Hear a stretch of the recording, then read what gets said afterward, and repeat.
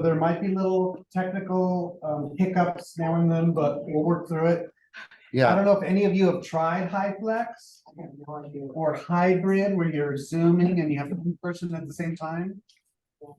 Anybody? Have you tried that? yeah, Sharon, kudos to you. Okay, cool. Yeah, I've never done it, honestly, you guys. So anyone who tries it, good on you. You are not required by your contract to have to do it if you're asked to do it. I just want to be clear about that. But we wanted more people to be here today to be able to join us. And so this is the reason why we're doing it. We were asked by the AP in charge of ESL here, Mr. Jose Alcazar, if we were having a training for FSI teachers, and we said, we're going to put one together. And since he asked for it, we have some of his teachers here. We're here. In the future, we may just do Zoom. We may do in-person or HiFlex in another location next time. So we'll see how it goes. We'll look to you guys for your input on that. Okay. So let's go ahead and get started. I know most of you know me. My name is Dave Coleman. I'm the ESL specialist, and I'm going to try and look up and down. Although when I look in the camera, it doesn't look at me. I have to look at anyway. So I want to just quickly do some introductions for a nice small group. I want you to say your name, what school you work at, and if you have a name of a student that you're thinking of when I asked you earlier. So the student that I think of is Sochi Contreras. She was in my Sept/FSI class, and so that's me. Bob, do you have a student in mind? Yes, I do. His name is Pablo Ortega. He was in a regular ESL class, level 1, 1B, and he was a struggling reader, but such a sweet guy. Oh, but he did attend citizenship, and he did get a citizenship. Oh, wow. Huge milestone. He's now in ESL level 2. So after 3 or 4 years. Let's hop over to our Zoomers, and we're just going to go the way what I see in the order on the screen. I see Gemma. So Gemma, where is your school? Yeah, my name is Gemma Burgos, And I what's the am at name of your Arlington. student that you remember or have right now that it comes to mind? Okay, I'm at Arlington Heights, LATC, and I'm thinking of Patty Aguilar. And this is her second year with me. And I really thought she was going to be dropping out early last year, but she's stuck with it. Cool. Let's have another Zoomer. How about Sharon? You want to share where you're at and a student? Oh, go ahead and unmute.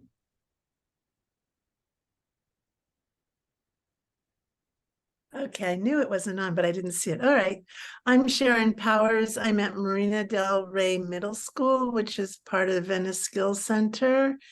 And I'd say my student is San Juana, and she's 70 years old from Mexico. She's a very elegant woman. She speaks well. She's been here, I don't know, maybe 35, 40 years. And she used to work at the cafeteria at the same school. Always brings things like chopped fruit and a cake, banana bread, and Nice. Yeah, very supportive, very elegant, and mature and smart. Thank you. Let's jump into the room. We have a new participant joining the room. Why don't you share your name, where you're teaching, and Sure. if you have a student in mind that jumps to your mind. Sure. My name is Luis Mangal. I work for North Valley Occupational Center. So I have 2 FSI locations. One is at Bassett Elementary School, and the second one is at Panorama City High School. There's many students, but I guess the one that sticks out, her name is Magda. Magda, she works at the 99-cent store. She really wants to improve her English skills and whatnot. She also has a child that has a few disabilities. And when she started taking the FSI courses, she didn't know that one of the units talks about resources, how those resources can help her and her child. So she always sticks out there. Nice, thank you. Let's stay in the room. Paula, do you want to share? Sure. I'm Paula Catal. I work at, of course, Maxine Waters, but my FSI side is Gardena Elementary. It's such a big class. I'm just getting to know all the students. But the one thing I'll say is I have an amazing teacher advisor, Miss Orqueda, who is just amazing and beautiful and wonderful. She's helped me every way that she can. Tamara Orqueda. And she's amazing. The students are all wonderful and they're all so eager to learn English. So it's exciting to be there, very exciting to be there. Thank you. Let's jump back into the Zoomers. How about Kathy, you share, and then Yamilet? Okay, I'm Kathy Garski and I work for Harbor Occupational Center. My FSI class is at Harbor City Elementary. And the one student that came to my mind first is a new student named Sebastian Torres, because he's the only male in the class and he's super young and he's only been in the country for 2 weeks. So we'll see how he does with all the ladies in the classroom. Nice. Thank you. We got Liz Mejia too. Oh, great. How about Yamilet? Do you want to share? Yes, so my name is Jamilet Vanderhoven. I teach at Carlos Santana Arts Academy School, and the school is special because it's a dual language school. And the person I'm thinking about is Juanita. She's a grandmother that's raising her granddaughter. She adopted her granddaughter. She has low literacy skills, which means that she never went to school. So not even kindergarten, no schooling at all. But she keeps coming, and I've been giving her like jobs, as you know, different jobs that they want to do, like monitors.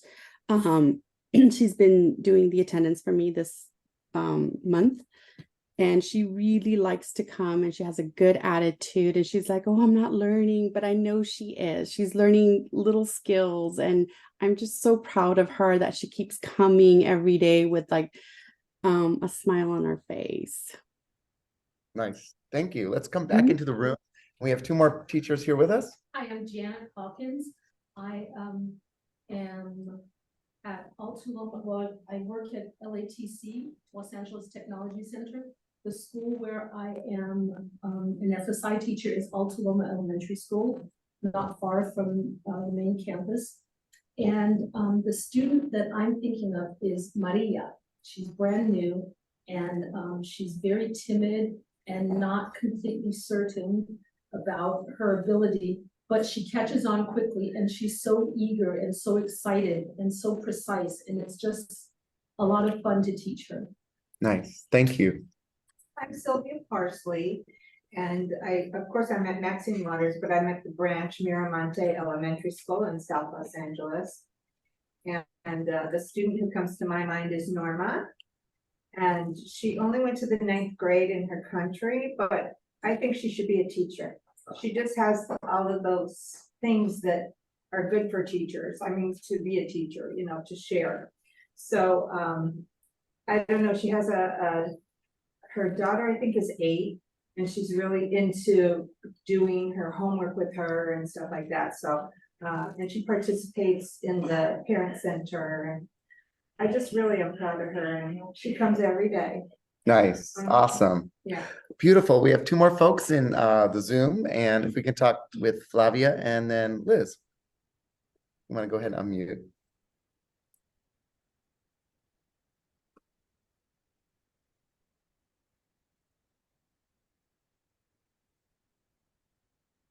We cannot hear you, so maybe your mic is not working. Flavia, why don't you fix that and talk to us again?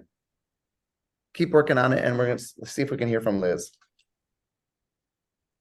You there, Liz? Okay, we'll come back to Liz. Flavia, okay, we still cannot hear you, but I know that Flavia works here at Maxine Waters, correct? And I wish I could let you speak for yourself. Anyway, we'll come back to you, okay? When we come back from the break, we'll keep going. We lost Liz, but she was feeling under the weather, so hopefully she'll. Yeah, she was not feeling well, so I was shocked that she actually joined. Yeah. But thank you for being here wherever you're at. We're excited. We really want to create a community. We know last year we weren't able to serve you the way we wanted to, and we have people with so many diverse strengths in the room. We've got seasoned teachers, we've got newer teachers, but who have digital skills. We've got teachers who have a lot of family background, teachers who really good with the school, or teacher who really good with special needs and all that stuff. So we really want to honor that and bring you together and have you share that with each other. I'm going to share the screen and I'm going to hand the baton over to Bob and he'll take us more into our training together. Okay, so here we are, Maxine Waters. Student-centered, so just as we did, we thought of our student, and it's just nice to center yourself around a student that's, you know, obviously at the top of your mind, someone who's special, someone who you want to help. Maybe you've already helped them enough, but we're going to look at some students. So these are all students who gave testimonials from Irma Cuevas's FSI class a few years ago, so before the pandemic. So let's just watch this video, make sure we're sharing the sound. Oh, good point. Good point. Yep. Yeah, good. Okay.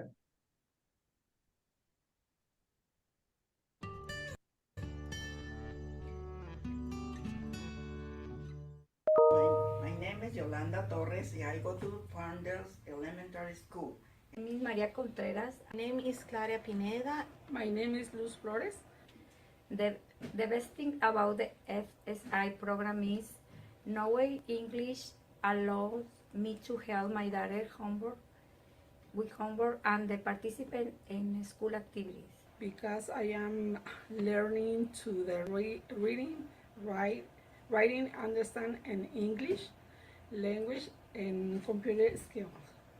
Math, mental health, computer skills, and the most important thing is help my son with his homework, help the school with decoration and fundraiser.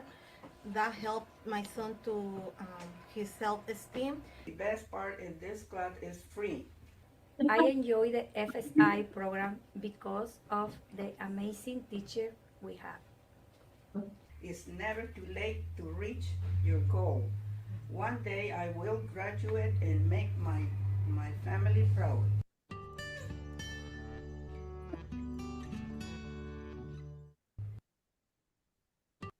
All right. That was sweet. Interesting. We hear the same thing, right? But very similar feedback from my students. Very similar. Yeah. Yeah, it really boils down to the same things for all of us. So that At the open house, right? The majority of the volunteers were my students. right?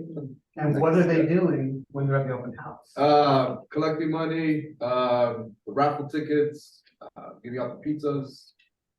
Things. Participating in the school activity. Yeah. And how does it make their kids feel? Oh, excited.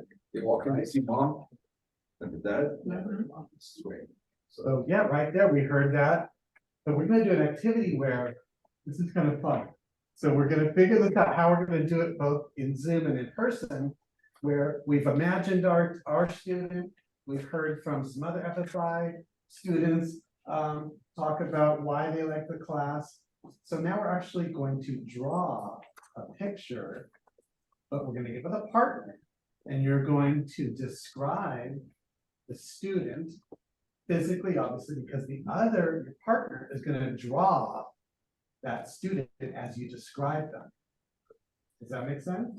So Okay. what we're doing is obviously, if you like a little visual cue for the ESL teacher, Bob described it, we're gonna model it. So we give you a description, we're gonna model all those good teaching things, and then you're gonna switch. We have a couple questions that you're gonna talk about at the end. So I'm actually not gonna show you those yet, but. And Dave, can I check it out?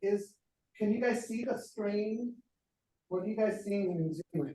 Were you able to see it just a moment ago, everyone? Yes, great. Okay, good. So what we're gonna do is we wanted to pair you up, Zoomers and Roomers, but we think it's just easier if Zoomers work together in breakout rooms, and Roomers, you're gonna back to back it. So Bob and I are gonna model it really quickly so that. Should we just stand up and? Yeah, we can do that, but I need something to write on. Any of you done this listening activity with students where they have to really focus on what the person is saying to be able to capture it in writing? Yeah, it's not something new for some of us, but we're gonna model it just in case it is new for you. Okay, so I'll be the artist, ha ha, and Bob will be, let me see if something hard to write on. I'll just use all this stuff. Okay, so he's gonna describe a student. And we're back to back, imagine either sitting or Yeah, So I'm only gonna give him 2 minutes to do this, okay? I'm gonna describe that student when I first saw it. So he has short black hair. He is about 5 feet 4 inches tall. He's a little heavy set. He has chubby cheeks. Oh, he, he's kind of got a double chin. And he has like a very meek, sort of humble smile. And let's see. And he has glasses, yeah, he has glasses. And he does like to wave, he loves to shake hands, so I remember him like always, he's handsy like that. How's that, Dave? Is that enough? All right, that's enough for now. Now, did I get a chance to ask any questions to improve mine? No. So that's a whole nother piece, all right? But this is what I did. A little sad, but I tried to capture at least the main things that he said. Can you guys see it? Sort of. It's kind of hard for them, but pretend. Can you see? I didn't draw. Oh, he's got the cheeks, the glasses, the hair. He's got a He's little waving. extra around the middle. Okay, so that's what we're gonna do, and we'd like you to do it. Zoomers, you're gonna go into a breakout room with another person. So grab something to draw on, grab a pencil. We're only gonna take, where am I? I feel like I'm not, you're looking at my fat stomach, which you are. We're only gonna take 2 minutes, so hopefully you have something to draw with and draw on. And great. Oh, so Flavia. Oh, good. You might not be able to do this. So for now, hang in there. I'm gonna put Let's ask if Liz is able to communicate. Liz, will you be able to talk? Yes, now I am. I had to go on my phone because my ThinkPad wasn't connecting to the audio. So now I'm good because I'm on my phone. Awesome. I'm gonna make 3 breakout rooms, and Bob maybe can go, or I will go with one of whoever's left over, okay? So set your timer for 5 minutes. So 2 + 2, and then a little bit of a talk time at the end. Let me share with you one more time what you're gonna say at the end, if you have time. If you don't have time, don't sweat it. But the question is, first of all, how did your partner do? And why is the student important to you? If you've already said it in the group, don't worry about it.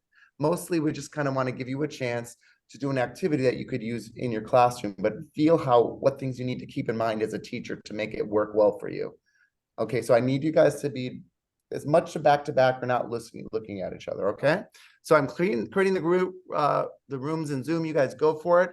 Zoomers, let's see where you end up. I think we are good to go.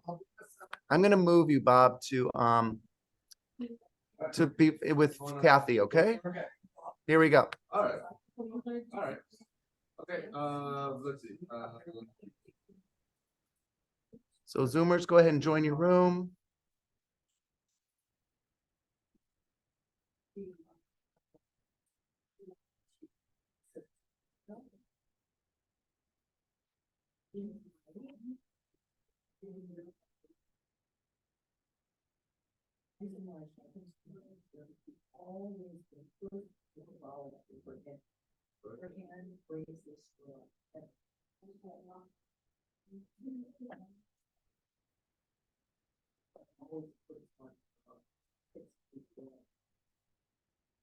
Elizabeth, Sharon and Johnny.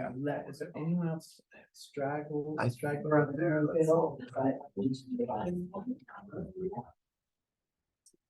So Sharon and Yamilet, Flavia and Kathy and Lisa Oh, so and they're good. they're good. Oh, we have 6 of them. I assume her name used to be myself. Wait, will you put me with Flavia and Kathy? I'm trying to double check it there. Long black hair. Rosy cheeks.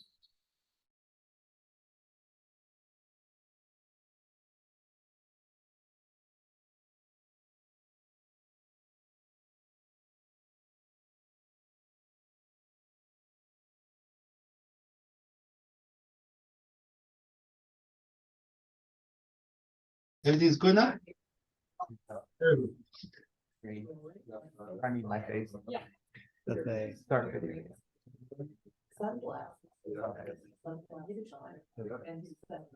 A second.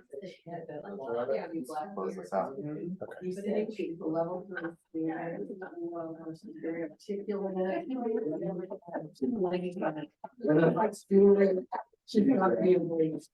All right, guys.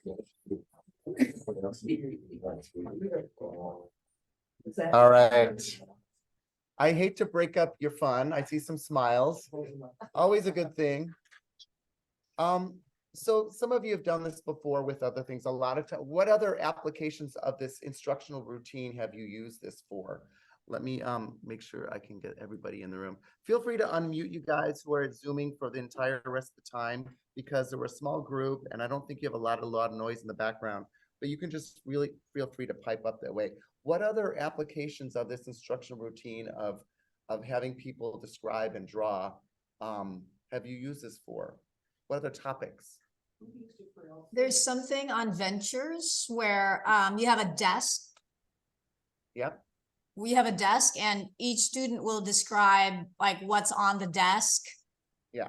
And yeah, so it's nice. It's a nice picture. Cool. So classroom objects or homes. Yeah. Yes. What else? You're going to say Paula Catal. What is the topic of that EL Civics? We used it for a couple, but maybe the library right now. Library. Yeah. Library, like, Cool. back to back, a library book, describing a shelf, Cool. just, little things like that. And any others? I know we got some seasoned teachers here. Idris. I just put a picture on the board, but it's Okay. online, just the image, right, and no words, and just have to talk about it, back to back. And, different perspective. What do you see? What does she see? Nice. So the use of visuals just to get language going. That's a good language. Yeah. Any others, Kathy? Family is a good Yeah. one to do. Yeah. And descriptions of people. Yeah, like we kind of did, but you can tie it in with the families and personal information. Awesome. Any others? I save old calendars and I just will post them up on closets, and then they go around and they just have to write on Post-its what they see. Nice. Okay. So as some of you, I know Bob and I talked about maps, having people do a map where, they're not able to see and someone gives directions. Do they actually get to the right place on the map? So there's lots of purposes and applications, and we're calling this an instructional routine because it's something we would encourage you. Once students learn it, they can get more out of it. And it's a big bang for the buck. There's listening, there's speaking, there's digital, there can be, there's kinesthetic, they can do critical thinking when you have them compare. It's one of those things that uses all the language skills, and especially if you add some reading and writing and critical thinking. So Fits any topic. that really ties us into, and I'm going to pass the baton. Oh, by the way, one caveat. Usually when you have people drawing people, you want to have a picture to have them compare, right? We didn't have that for our students. We didn't get the information to you, but just kind of a reminder, you do have to have a source picture that people can. If we have time, I'll show you a picture of the real Papa. Oh, okay. So most of you know that, but for those of you for whom this is a new instructional routine, that really helps people to kind of like, oh, so you have some kind of real objective thing to compare with. All right. So I'm going to share screens again, and we're going to kind of move forward with where we're going in our time together today. Take it away, Bob. So here's a little poster infographic of the people we saw in that video and what our students say. And you can see there, this is kind of boiled down to and encapsulates everything they were talking about. Does anyone want to read what they see on the screen? Okay, Idris is going to read it. We want to learn English, help our kids with their homework, participate in their schools, learn about mental health, learn math and computer skills, make our families proud, reach our goals, like our teachers. Yeah. And what do you guys think about the last one, like our teachers? With the examples.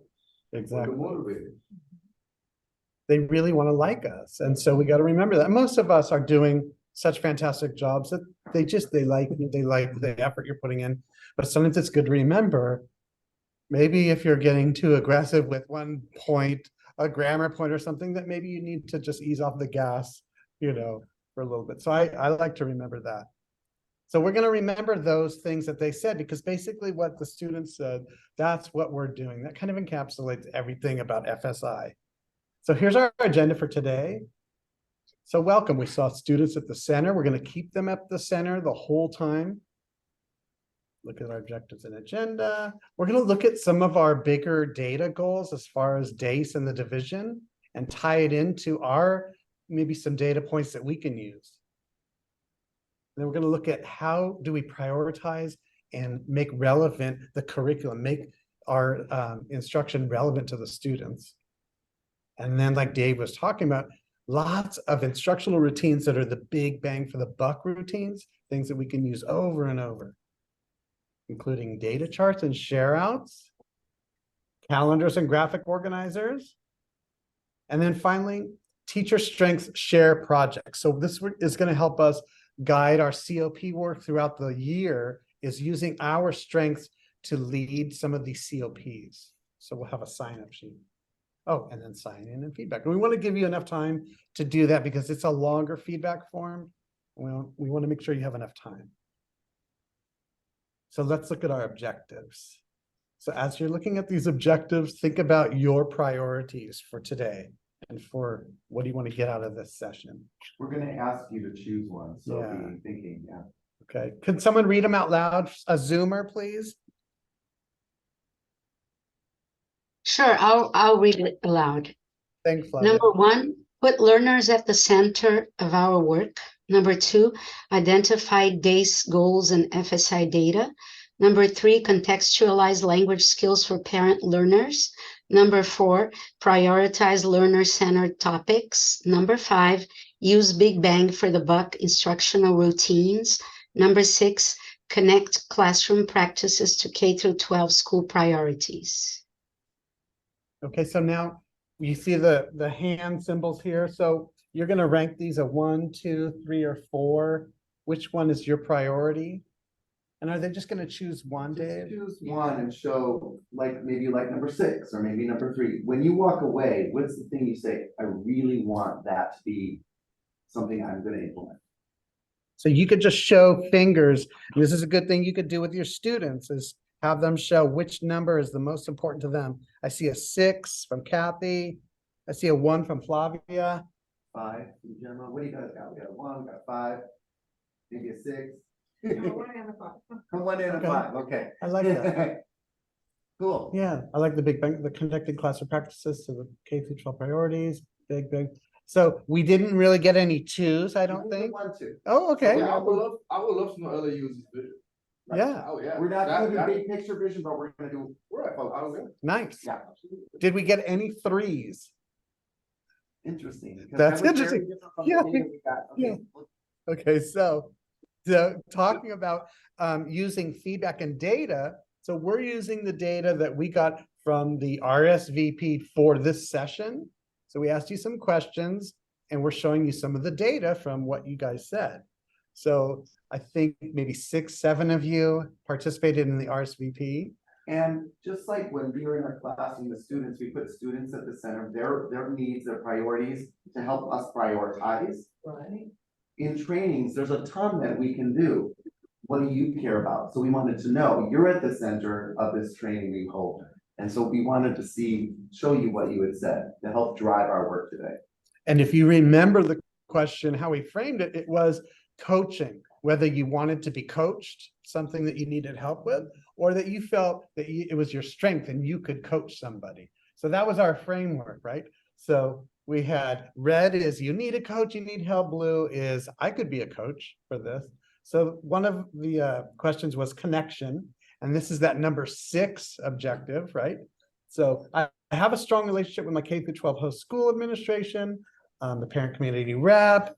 So half of you, I need help with that. Half of you, oh yeah, I'm strong. Okay. The next one was contextualization. So this is where this data and the data we just asked you didn't match as far as a priority, right?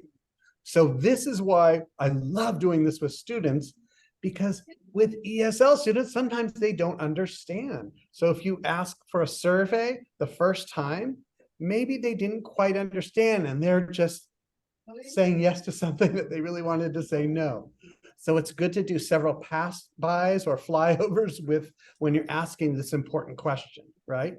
Because you kind of want to refine each time, and you never know, maybe something happened where they're like, oh yeah, I guess I don't need that now. So we're learning that you guys really don't need, in terms of this session, to prioritize that contextualization, but look in the survey. And don't you love using pie charts? Imagine using this with your students. It's so fun, it's nice and neat. And this is why one of our points is going to be the student who mentioned math skills, right? So again, using numeracy in your class is a big bang for the buck activity. So we're going to be actually doing a numeracy activity. Okay.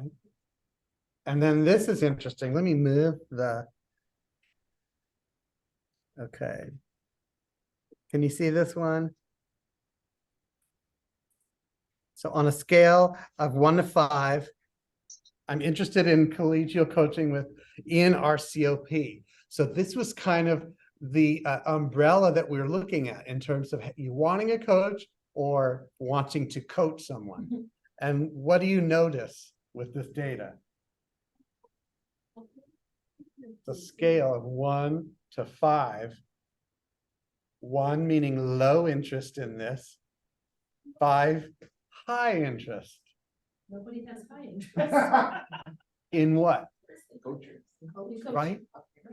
So we just found out you guys don't even want to do that. So guess what? We're not going to do it. Okay.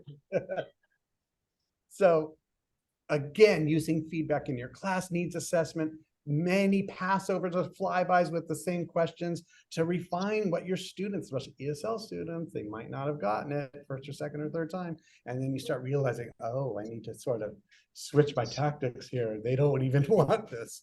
Okay. So that's using your feedback. Let's look at our bigger picture goals. So Idris is kind of interested in this. So for the DACE goals for 2023-24, it's really enrollment. Okay, don't click yet. Oh, wait. Does anybody know what the division's goal for an improvement in our enrollment is from last year? This year over last year? 2%. Idris says 2%. Zoomers? What's your guess? 5%.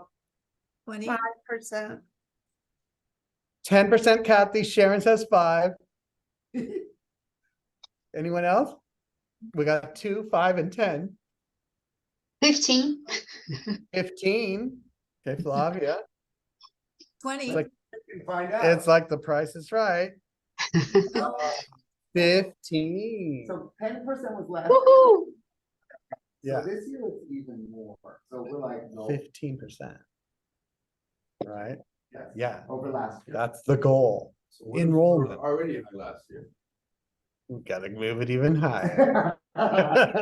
Take it to another level. Yeah. My panorama city is. I saw that. I don't think there's anything else you can do. Yeah. I think You've leveled up. You've leveled off. Per day. 38. Wow. Did you guys hear that, Zoomers? 38. He needs an assistant coach, a video guy. It's like, wow, that's crazy. Okay, so persistence. And we all know what persistence means? Yes. hours or more. 12, Yes. did you say 12 hours a night? That's taken from the CTE Perkins Yeah. thing. We know Oh. that real persistence is at least 30%, but this is what we're working with here, so. 12%. 12. So what do we need to increase over last year's 12% or more hours? Let's just. 12 hours or more, I should say. 12 hours or more of class in a term. So, So it's the same as last year. yeah, 5%. Okay. So last year ESL was, the goal was 68% for the whole division. ESL was 69.8, I believe. So we did really, really great. Yeah. But we do have to improve it a little bit. So we looked at DASIS and we looked at your, like what you just mentioned, you have 56 enrolled, 38. So we're gonna look at that day one on instruction, which was August 14th till yesterday or now. When was that? Tuesday, okay? So let's see how we can show this better. Do you want I to? just click on it and then Yeah, I'm gonna go ahead and give you guys, Zoomers, I'm gonna give you access to this. This. Let me put this in the link or in the Zoom chat. Just a second, guys. maybe I could have done it from mine. Yeah, you can do that too. Okay, let me put this in the chat. This is the enrollment and persistence for our 18 FSI teachers since the beginning of the year. Okay, so let me put that here and hit enter. And you guys should access that.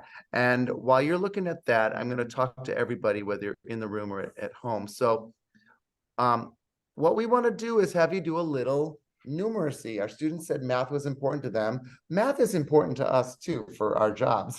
So we're going to do our own math. You can see at the top of the document, let me move your faces over. Let me get rid of your faces for now, Zoomers. Sorry.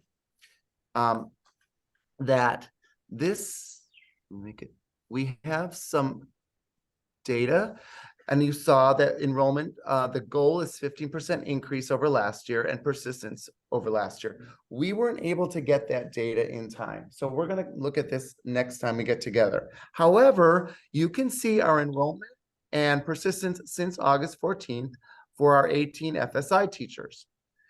And that's our number of classes, right? Number of teachers. Here is the total number of students, 397, and the total number of students over 12 hours, 12 or more hours. So we're wondering if you can do what your math skills are. If you had to find out what percent of the total enrollment has 12 or more hours, talk with a partner, see if you can figure it out. I'm going to write it on this document. What percent of the total enrollment of students persist more than 12 hours? Okay, how are we doing? So the 335 is 12 or more, right? Yes. Okay. See what you can come up with. Zoomers, feel free to put it in the chat if you have an answer, okay? You did it? I don't think I did it. The answer doesn't sound right. Come on. Oops, I shouldn't show the chat. Somebody might have the answer already. I'm gonna hide it. I want to think this way. 84%? We have one person said, what? Not sure. What did you say, Sylvia? 1.18%. 1.18%. Janet? 84%. 84%. Any Zoomers? Okay, Kathy's nodding for 84%. Sharon's. I'm typing. She's typing in the chat. Okay, let me pull up the chat. What do you think, other folks? Any Zoomers? 80%? 48%? 48? Okay. Good thing we don't teach a lot of numeracy in our EFL. That's why we're doing this. Okay. So, so here's the deal. Janet had it correct. Janet, how did you come up with that? So I'm going to type on the screen what you did. Okay. Tell me what you did. 8.4%. Yes. Okay. So let me put the answer and then we'll go backwards. So how did we get there? So You said what percent of yes, the total enrollment is 12 or more? yes. So I made an equation. What Yes. percent equals X of his times multiplication? Total enrollment is 397. Is equals 12 or more, and 12 or more is 335. You took a beautiful narrative approach, but for our viewers in Zoom, I'm going to do this. 335 divided by 397. So out of the 397 total people, 335 came 12 or more hours. And that's our total, which is 84%. So last year, our goal was 68% for the entire division. So far, you, our FSI teachers, are at 84%. Are we better than last year? Are we 15% better than last year? Yes, we are. So no pressure, but don't go lower. So we just wanted to remind you that we are, as a part of our greater division, we have some goals, and we'll talk more about enrollment and check in every time we have a COP to see how we're doing, because that data can motivate, and data can give us some information that we might not have otherwise. But I do want to just say we're celebrating you guys. It's been a crazy year already with new prep time and students don't want to come and different PD that you have to have happen and all this stuff. And you're already killing it. So yay. That's our first numeracy moment for today. I hope that was fun for you. Do you have any comments or questions about the goals of our division or the vision of the division? Any comments? And we did division. That was the division of the division. We did a division. Yeah, we did straight division. Hey, whatever works. Common Core, multiple ways. We got the answer. One math, many trails, right? Oh, that's one God. Okay, anyway, so let us move on, guys. If you don't have any needs about that, we know that that was a short, when we asked you to rate it, only one person thought that was important, so we should move on. Okay, just trying to use your data, use our data here. So let's go back to our slide deck, and I think I took over Bob's section here. All right, Bob. Keep going. Keep going. It's back to me. Okay. Back to you. So again, we're showing the picture of our students because we're going to change gears and go back to this idea of curriculum with students at the center. How many of you guys have a textbook? Okay. I How many do. of- Yep. Good. How many of you guys maybe have an FSI Schoology course that you might use? How many of you guys have other curriculum that you use? Okay. There's a lot out there. Have you looked at the course outlines, the new ones, or even the old ones? There are a lot of topics. How do we keep students at the center and prioritize to meet their needs and help them to fulfill their skill building, which is important for all of us? So let's move forward.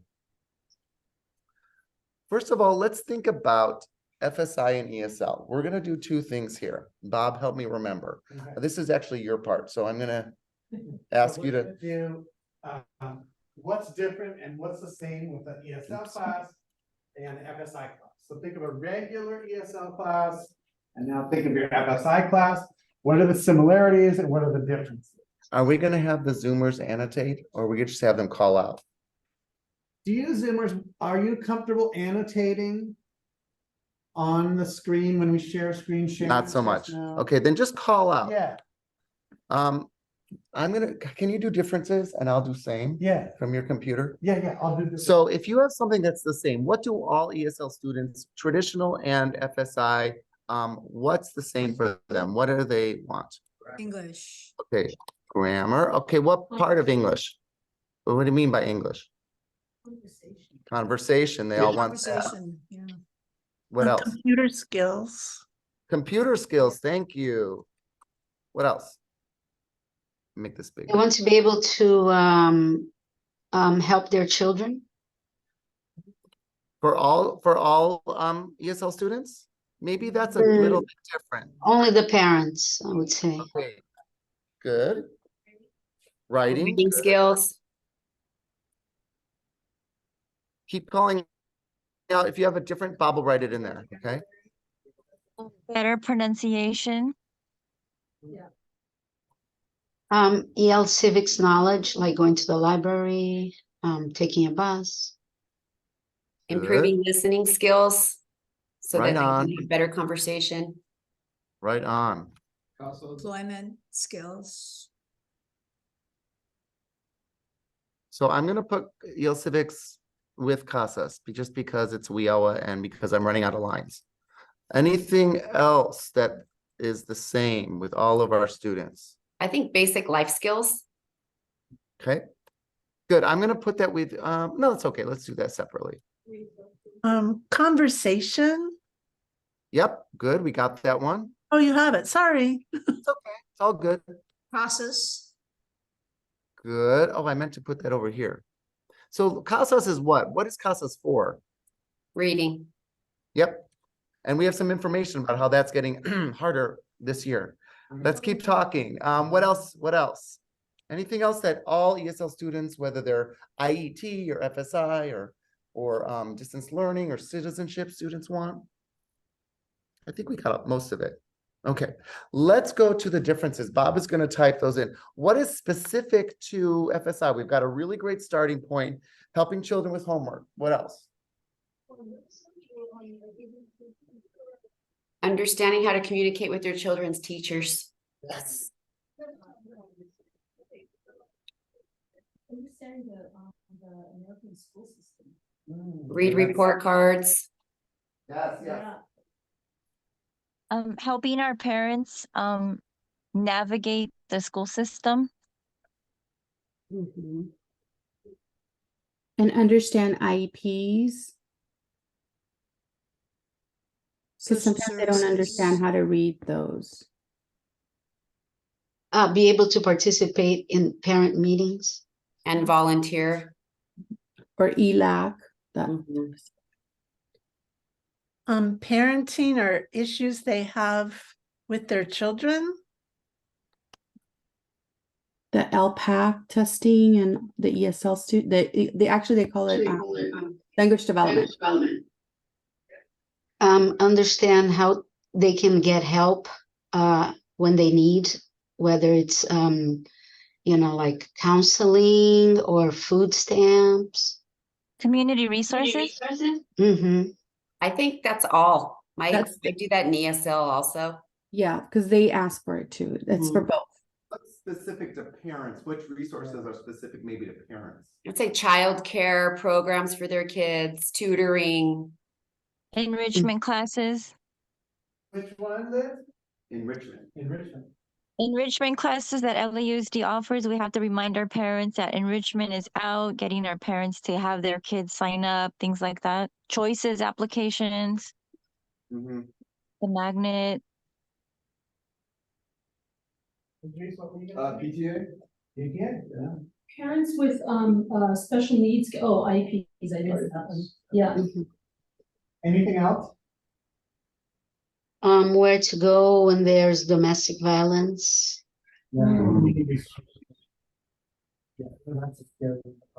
Okay.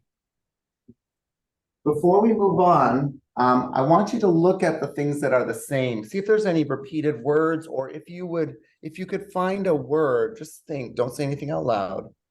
How would you categorize, or what, if instead of same, what might be another way of talking about what's in that section versus different? What might be, how are these two columns different? So how are the types of things on the one side different from the types in the other? Just think. I'm going to stop talking. Just think for a minute. Just think for a second. I'm going to let you think.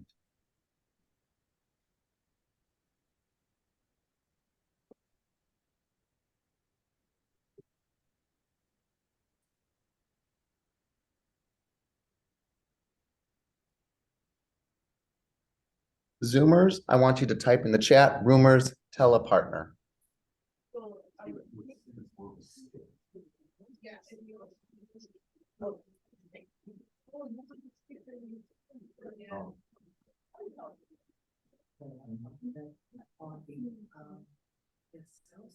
I mean, on the FSI side, it was more family centered.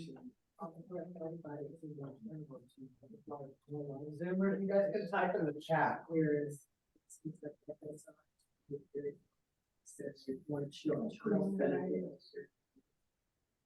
It's ESL seems very general, good more general. You could get everybody. I have some high school diplomas, one's over college, but it seems like, I don't know. family center groups is more, they wanna know what's in their communities, how they help their kids, what they can do. Well, thank you, Sharon. A lot of them don't visit new to the FSI. Oh, I like that. Oh, is it? Yeah, no, Yeah, so I don't know, I'm learning, Yes. you know, Oh, it's not. but they still want the grant. Good. They still What want else? Yes. these side by side, so they still want all that. This conversation. If you use a spoon, it brings the content together. Okay, I'm gonna call us back. Bob, I'm sorry, I'm jumping all over your section here. So I heard some things, we saw some things in the chat, which I've typed in there. Saying is more self-oriented, the other is more family, more job on one side, more on the other is kids. But what is a repeated word you see in the first column, the same stuff? Yes, I wanted to call that out, that all students want skills. They want to listen, speak, read, write, use proper grammar, and then workforce skills, executive skills, skills, mostly language, right? But what about the other side? Yeah, maybe knowledge. Well, that's not going to fit. I'm gonna put this out here for you. Topics, okay? See what you think about that. I think basically we could say that our traditional students want topics as well. They want to talk about things that are important to them. Their selves, their jobs. And our parents want to talk about topics that are relevant for their families. That's kind of a general thing. The point is there's a lot to teach, and there are specific topics that are more geared towards our families. My big learning as of COVID, I knew this before, but I really learned it, is that relevance is everything. If this training isn't relevant for you today, you're not going to be here next time. Our students are good people. They will come to class because they're desperate to learn English, even if we don't talk about things that are important to them. But they're learning that they don't have to anymore. They're finding other options, and their persistence is based on relevance. So I do want to just keep you guys and keep us as a team of FSI folks talking about that and thinking about that. Another way to get information from students that I use a lot with my ESL that you probably use are word webs. We could have done this with a word web, but we just decided to go this direction. If you're to do it with your class, something that might come up is, let's talk about the different topics that you talk about in school. And then we'll talk about the vocabulary or whatever. The point is another instructional routine. We need to get a language out there. Students need to dump a lot of language in front of them before they can use it. So they don't have to generate it on the spot, because we know if they do, the silence. They need those word banks, right? Okay. So we want to talk about, once we know we have all these possibilities, how do we teach it all? Anybody have prep time that removed 20% of your instructional time? Right? How many of you are still on trimesters with that happening? Anybody, or did you switch to semesters? I am not going to say what I'm thinking. Wow. I don't know how you are going to do that. And I thought we recommended that they were changed to semesters. That didn't happen. So you guys are working with so limited time. So I need to really have you understand that there's a myth out there that you have to do everything. We know that's not true. Just do skills for the topics that your students most care about. Right? So that first column, that same column, it was like skill heavy, and then you just learned, oh, look at all these family topics. Make sure those skills are embedded or under that umbrella. We still have to teach all the skills, but do we have to teach all the topics? No, that's your magic, okay? And so we're going to look at the rest of our time about how to prioritize and plan our curriculum and use some instructional routines that take time to teach, but they got a lot of big bang for the buck once you use them. So some of these you may know, and I think, Bob, I'm sorry, I'm just going to keep going with it, okay? Let me get this back in slideshow mode. Has anybody ever used a corners activity? Yes. It's a very common instructional routine. Does anybody want to well, I'm going to share my corners activity approach. I'm very proud of this because I feel like I actually might have invented it. I have never invented anything in education ever before. It's a moment. So I'm like, how many of you guys have seen in the back of the course outlines these interest surveys that each student gets a piece of paper and they fill it out and then they throw them on your desk, and they could have anywhere from 10 to 50 different papers and you're supposed to synthesize it. I'm going to say a bad word. Hell no, I will not. That's just not practical. So I'm going to suggest you consider something, and maybe some of you are already doing this. It's called a prioritizing topics activity with corners. So you have your room in numbers. If you're in the room, you can see number 1 in that corner. There's 1. 2 is over there. Basically, every corner has a number, right? So usually we put topics in the corner. So let's, go to that corner and talk about that topic. That's not how this is going to work today. I'm going to show you topics on the screen, and roomers, you're going to walk. Zoomers, you're going to type into the chat. What are you going to type into the chat? What are you going to walk to? Well, you can choose when I show you a topic such as pizza. If pizza is very, very important to you, you're going to walk over to number 1. If it's important, go to number 2. Not so important, 3. And if you say, never can I have pizza, my doctor told me I will eat it, I will die, you're going to go to number 4. Okay. So we're not talking about pizza. We're talking about FSI topics. So I'm going to show you the screen, and we're going to have you guys in the room. You got to stand up and move. Show me what the importance of the topic. So let's just do pizza. Let's just, let me get rid of this. So again, just to give the roomers a little practice, you guys can maybe watch what they're doing if you're not familiar. How important is pizza to your life? You must spend much time on it, 1, or no time on it, 4. Rumors, go to your place. How important? Yeah. Type it in. Sharon, the 4. Sharon says, no time for pizza. All right, so we've got a splaying across the room. Okay, so look at the next screen with me, okay? Those Zoomers are not having the pizza, are they? Wow. All right, so why is it doing that? Okay, so here's the deal. You can see a real topic on the screen here. Let me get out of this mode so I can type. A real topic might be talking with teacher and school staff. So let's pretend it says pizza instead. Let's just write that there. Okay, pizza. So we see one person said pizza was very important. We said, oh, no, I messed up. One person said pizza was very important. One person said it was very important, but not that important. We had 2 people say it was number 3. And how many people said it was 4? In Zoomland, 2 people said. Oh.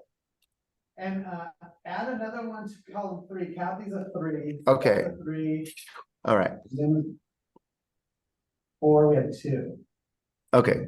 I don't, is that? Oh, I guess I could type it in. That's okay. We're there. Okay. The point is, at the end of the class, I'm going to have one piece of paper that has all my topics and the interests of students. And then it's easy for me to prioritize.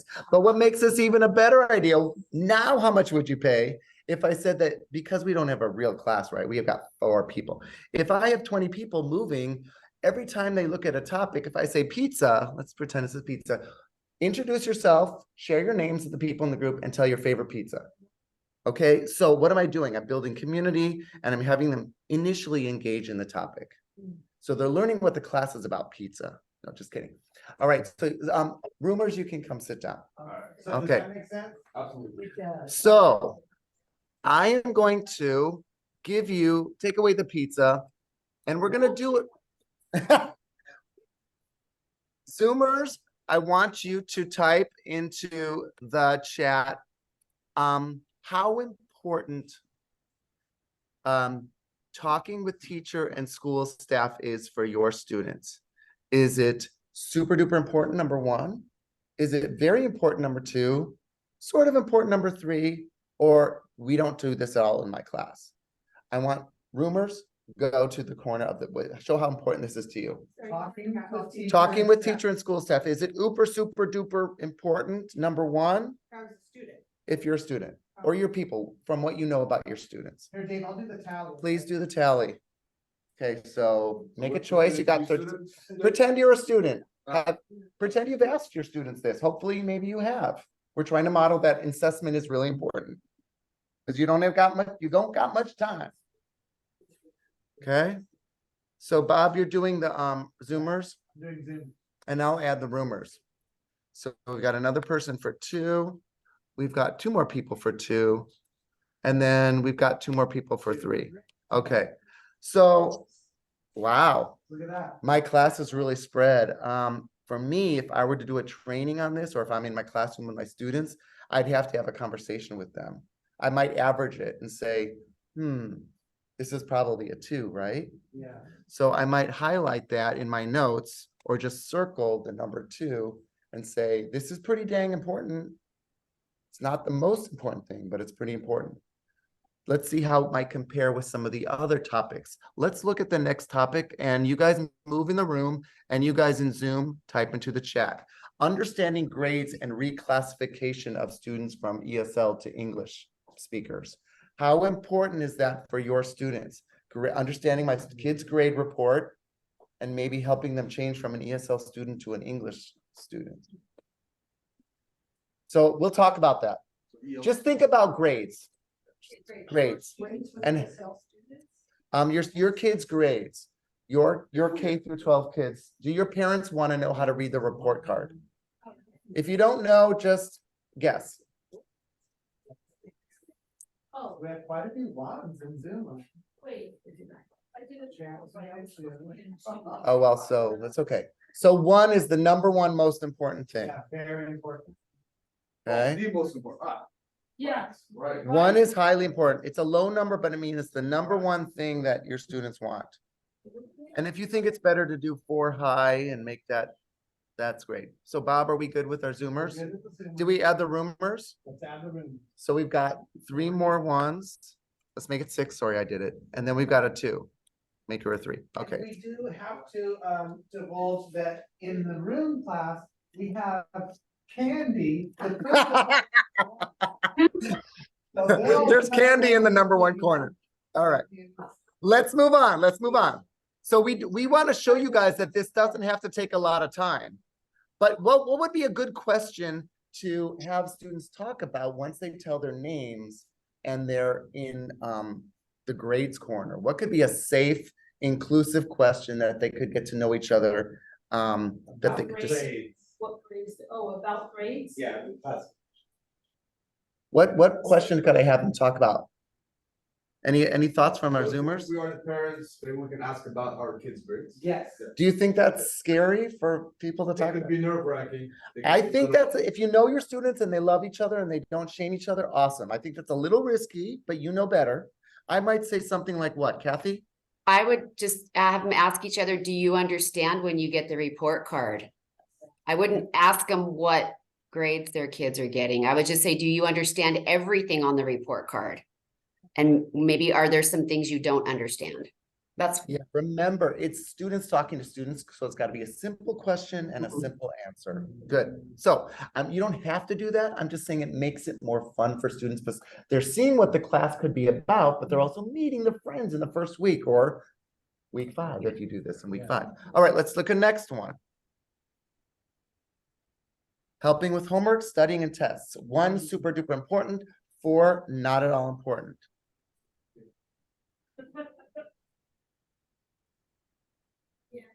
Okay, is that a 1, 2, 3, or 4?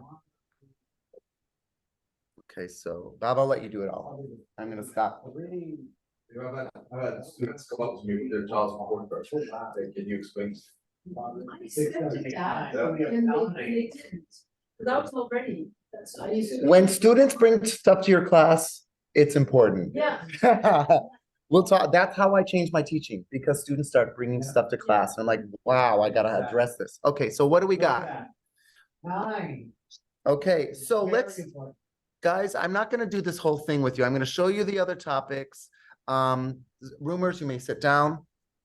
Helping with bullying and mental health, home health and safety, digital literacy and safety, finances and shopping, and you could put other things, right?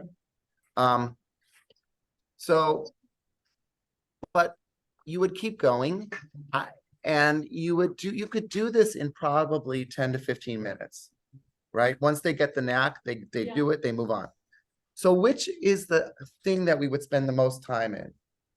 What topic? Helping with homework. Yep, so so there's a lot there, but that's what our students care about. We can still teach listening, speaking, reading, writing, grammar, executive skills, workforce skills. We just choose the topic that's important. Does your textbook have something about this? Not a lot. So that's where Bob and I and some of the FSI curriculum that we have, you haven't even seen some of it yet, comes in handy. And we'll come back to that. And that's where your colleagues who have been doing this for a while, like Kathy's probably one of our most amazing CBET family literacy FSI teachers in the district. So she probably has a couple things up her sleeve too. So the point is, corners activity, prioritize. Go with it. All right. So we're going to change gears a little bit. And Bob, I'm going to make him suffer and make me keep listening to me. And you guys too. That's fine. I'm We're going to come back to this idea of once you prioritize the curriculum, how do you teach it, right? But for now, I want to teach you or share with you another big bang for the buck instructional routine that has to do with, yes, numbers. So, whoopsie, excuse me, guys. Let me go back. So, data charts. How many of you use data charts with your ESL 1 class? Anybody? Do you feel like that's possible? Yes. Some of you say yes for sure. And some of you say no. Yes, no? Yes. She's been thinking about it. So we've got a lot of seasoned teachers in here, but some of us, we don't necessarily think numeracy and data charts with ESL, but our parents said they want to learn it. And where else are parents going to see it in a high stakes way? Where do parents see charts that they have to read and answer questions about? Medical records.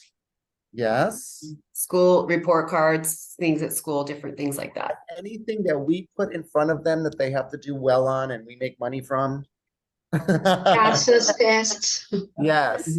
Process and EL civics. Okay, so we don't want our students to freak out when they see these things. How can we give them a very student-friendly way of entering this world?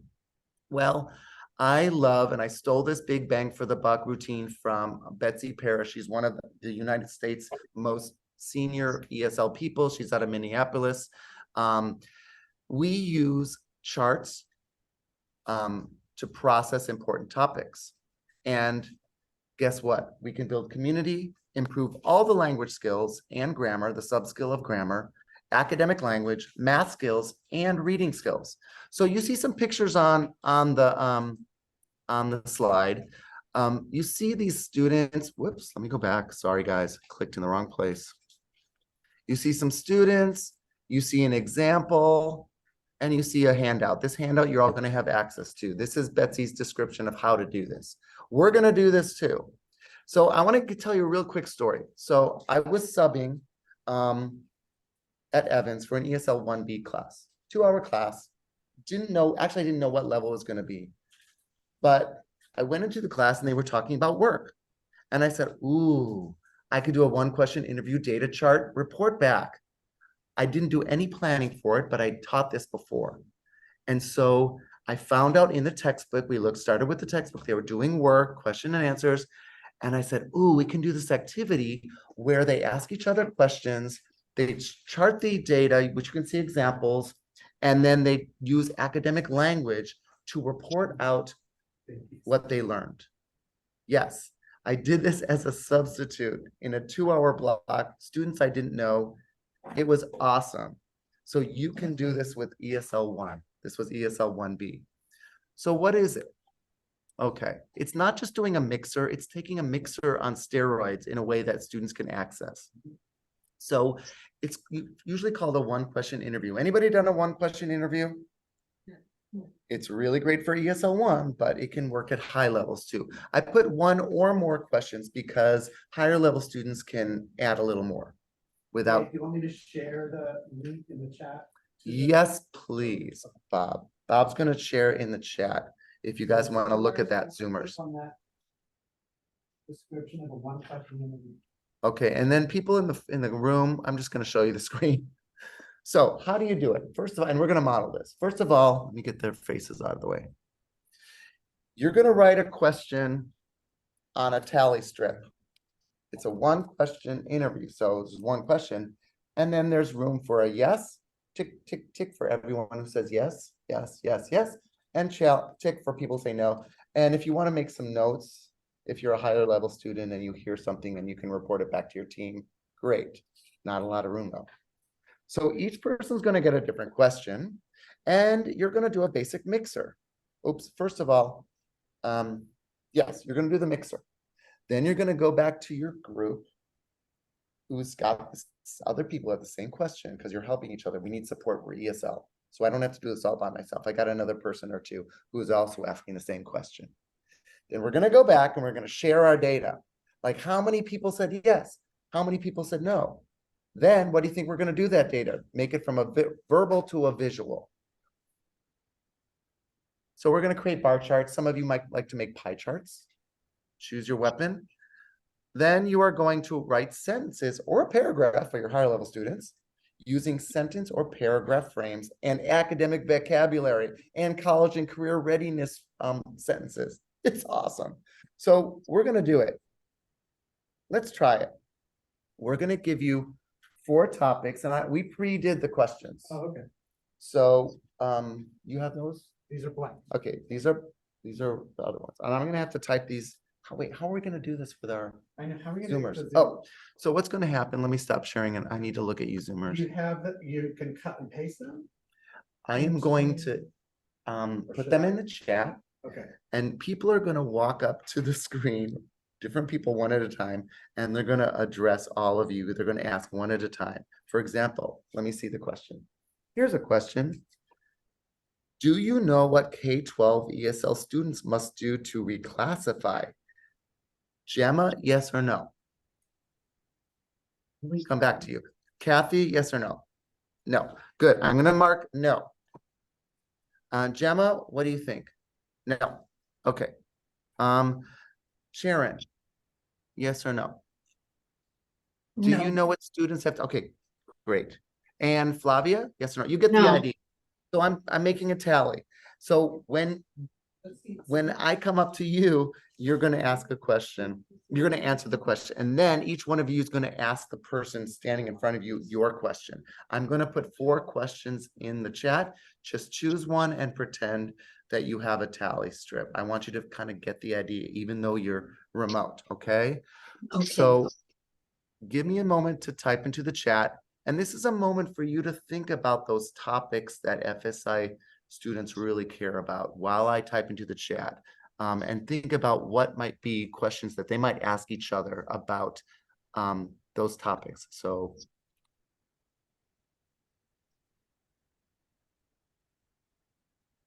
Give Sylvia the one. yep. I just erase that.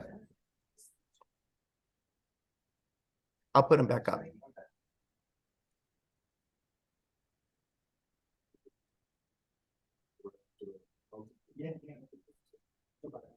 Okay, here's, whoops, sorry guys, I'm typing it wrong. Here's question number 1. Question number 2 is, you got, okay, what else? What other questions were there?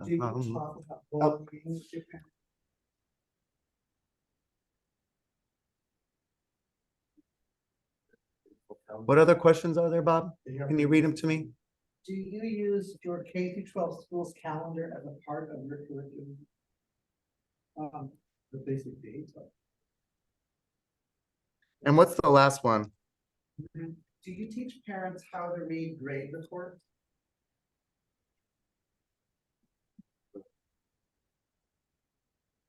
Okay. Oh, okay. So, Zoomers, choose one of those questions, or you can make up one of your own that you think you want to know from other teachers in the room, yes or no. Remember, they're yes or no questions. You're just asking one question. So I'm gonna ask the roomers to stand up and start asking and then check it and then go to another person and then take a turn coming here. One person start up here, Sylvia, if you would, and you're gonna ask the Zoomers. You're gonna be here. You're just gonna tally. So you're gonna mark 3 different tallies, one for her, one for her, one for me, and one for Bob. Okay, so you're gonna ask each of them and then they're gonna ask you a question, okay? Hi, Zoomers. Oh, I'm gonna let me erase this. Okay. All right. So the question is, do you know what K-12 ESL students must do to reclassify? Do you know what K-12 ESL students must do to reclassify? So I think what that means is they're going from ESL to academic, regular academic students. Is that what it means? Yes, I do. Yeah. They need Okay. to pass the LPAC to reclassify. So, would you say yes or no? I say yes. Jamilet says yes. Now I know because of you. Thank you. Oh, okay. How about you? In the middle, anybody else? No. No? Okay. Do you have a lot now? Who said no? 'Cause Flavia. okay. And then Alyssa? Yes, I had a community rep talk to the parents about it a few years ago. So yeah, exactly what Yamilet said. They have to pass the LPAC test. Okay. Very good. So I didn't know that. Okay, anybody else? Yes, no, yes, no. Okay, so we have 3 answers and 4 teachers. Who didn't answer? Oh, I said I didn't, but now I do, but Okay. We get educated in here. All right, so you said no, but let's leave it at no because I would say no also before this. Okay, and what did you say? No. No, okay. Okay. All right, very good, thank you. So the Zoomers got 3 yes, or 2 yeses and 3 no's. Thank you, Zoomer. Do you use your kid or talk to cameras part of your curriculum? Yes, cool. Yeah. Give me an example, Bob. For like back to school night, for sure. And do you use it? I do. First when I looked at the question, so I went, give me that example. That's good. We're gonna look at the calendar later. Okay. Because there are all these. Yeah. All right. Okay. I'm gonna ask. Okay, let's see. Do you talk about, let me see, Jamila, do you talk about bullying with your students? And if they bring it up, yes. Yeah, that's what a lot of the rumors are saying. If it's brought up, then they have that conversation. That's interesting. Now I forget, are you gonna ask me your question, Jamila? My question? Yeah, ask me your question. Oh, I don't, was I supposed, I'm sorry, I didn't think I had a question. Yeah, Oh, that's okay. That's okay. sorry. What about Kathy? Do you talk about bullying with your students? no, I don't bring it up as a topic unless it is something like they said that becomes, an issue in school. And I have had that happen, but then of course we address it, but I don't generally bring it up as a topic unless it's really, there's a need. Yeah, if it's brought up, if a student brings it up, then you have a conversation about it. Definitely. What was your question, Kathy? Well, we weren't assigned questions, but I guess like a personal one or one that was one of the 4. One of the 4 or anything you can think of, anything you can do you give parents references for food services in the community? Ooh, that's a good question. No, but I would refer them to someone to refer them those important numbers and addresses and websites. What about you, Kathy? Do you? I share do these? try to, if I try to keep abreast of stuff like that. It depends on the parent center, how much information the reps share with us as well. But I do try to post some, if I see something in my community or around their community, on social media or advertise somewhere, I do share that with them. And then I look up a couple more and then I actually have them do an activity and we get computers and they can research it and they can find them and share what they find. I love it. Digital skills too. Okay, Mhm. good job. So I Okay. think we're ready to. Sort of, we have some people in the room who want to talk to our Zoomers. So who has not talked to the Zoomer? Janet, we're gonna do a rapid fire. Just say yes or no to her question and she'll do a quick tally and then you guys can do a rapid fire to her. Okay, so what's the question, Janet? Do you talk about bullying to your parents? Oh, did we do that one already? Just after Yes. you. Yeah, we did. Okay, so what did you get? Let's just raise your hand if you're a yes. Anybody about talk about bullying. bullying regularly? Okay, Okay. how many have you ever have talked about bullying? I know Kathy, I think I heard you say yes. Okay, so 2 people. Let's get 2 yeses and 3 yeses. And the rest, 1, 2, 3, 4, 5, 6, 7 no. Okay, let's finish the rumors to the Zoomers. Paula? Okay, do you teach parents how to read grade reports? Flavia, do you teach parents how to read grade reports? Yes. No Or- judgment, you guys. You don't Okay, have to. Just kind of count hands. Yeah, count your- We Yeah. can go faster. 1, 2, 1, 2, 2. Okay, great, thank you. And then the no's would just be the opposite. So, but like, I think it's 7 or 8 no's. Oh, okay. Okay, Idris, did you want to? Sure. Do you use K-12 schools calendar as part of your curriculum? We have Yes. 1 yeses, 3 yeses. 3 years. Okay, And Liz says yes.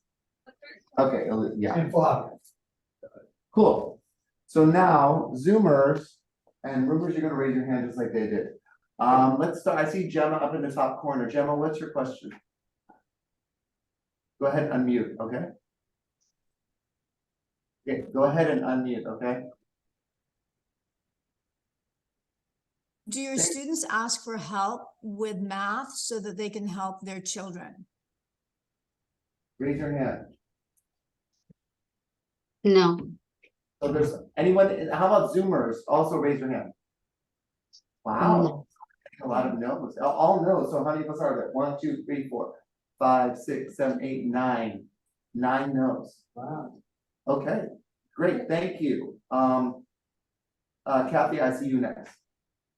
I just made up a question. I asked Bob, how many, do you ever give your students a list of community resources where they can get food in their neighborhoods? Yes, I've done that. That's great, love it. If you said no, Yes. I said no too, so I'm learning from you. How many yeses were there in the Zoom? Yes, Flavia. And then there's Flavia and Yamilet. Okay, so that's how many? 6? And a yes for me too.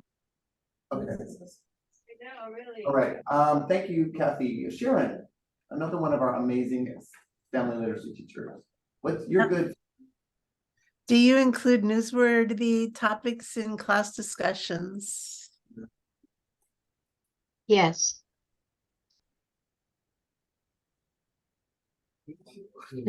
Yeah, this is so bad.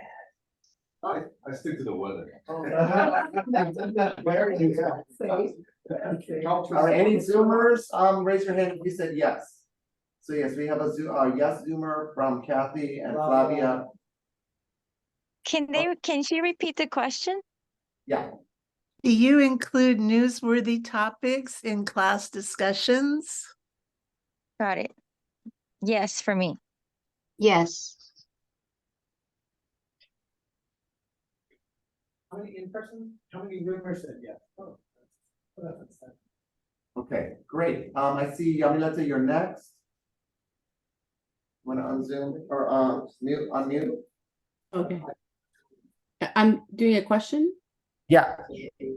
Are you guys using the curriculum that's embedded in Schoology? Could you repeat?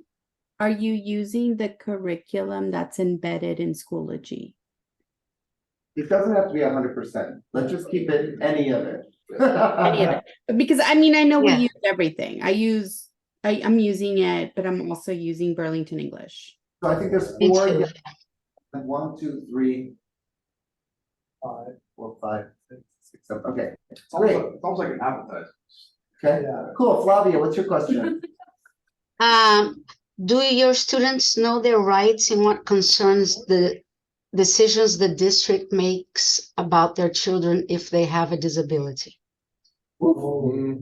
Special ed or disability rights? Yeah, because I did have a problem in my classroom. Can you repeat the question? Yeah, do your students, the parents, know their rights and what concerns decision the district makes about their students who have special needs? Raise your hand for yes. Any yeses? I tell them that they have services available, but I'm not well versed in that and I don't know. So I direct them to the office or the principal and go to the office because I'm not qualified to give them the correct information, I feel. Okay. If the topic comes Yeah. up. Yeah, what I did is I sent them to the right, place where they could be helped. Yeah. Okay, I think we have one more person. Liz, are you on the line? Yes. Do your students know how to open up a link and how to send a link? Ooh. I don't know yet. 50% of our students, it's okay. That's not majority. I say the upper. Let's I would go- say, Let's just go with whatever you think. Do enough of them that you feel like you wouldn't then need to teach it. I would say half. They know how to open the link, but not to send a link. It's a big question. So that's something to be noteworthy, that when you have your questions, they need to be maybe discreet, like the more specific and the more discreet. And yeah, okay, how are we doing with that? Are we good? Okay, so guys, does anybody remember what the next step was that you do with your tally strip? Visual. Okay, so we're gonna go from a verbal and a little strip to a visual. And normally I would have a class, obviously I did it, or even in a training, I'd have you create that. I'm looking at the clock and I wanna be able to value some of the other things that we're gonna do today. So I'm not gonna have you create a chart. If you wanna do one during the break, feel free. We're gonna take a 15-minute break. You can create one. Feel free to just draw it like you would, whoops. Let's skip it. Well, basically you could just do a bar chart or a pie chart if you want, but we're not gonna go that deep right now. I think it's time that we take a break. Let's look at the clock. I have 2:38. What do we say we start at 10 till? Are you guys good with that? It's good. Yeah. 2:50. Thank Yeah. you. So everyone, let's take a bio break, do whatever you need, and we'll be back here at 10 till. Thanks, 2:50.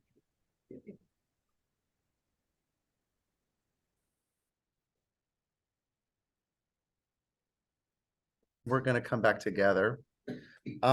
Before we move on, we're kind of unfinished business with that last activity in a couple of ways. First of all, some of you asked some really interesting questions, or were given questions to ask, and I want to just take some notes. Based on the questions that you heard and the answers that you gave, were there any topics really important to you that maybe you would like to talk more about in our COP? Go ahead and just unmute and call them out. I'm taking notes here on a piece of paper. Anything that you thought, wow, I would like to think more about that and get help to teach it, or teach others to teach it. I think the reclassification, because I don't do that. Okay. Thank you, Flavia. Other ideas? You know, when they were talking about bullying, Bullying. I saw the tally wasn't as high as I thought it would be. But it's a Okay. huge topic in my classroom. As soon as the topic comes up, everybody just engages. Okay. This, that, this, that, this, that. Okay. So Thank you. very good suggestion. Okay. Anything else that came up that you thought, wow, I'd like to learn or teach others more about that? I asked about the math because last year early on, a student came to me and she wanted to know how to do homework, like finding the middle.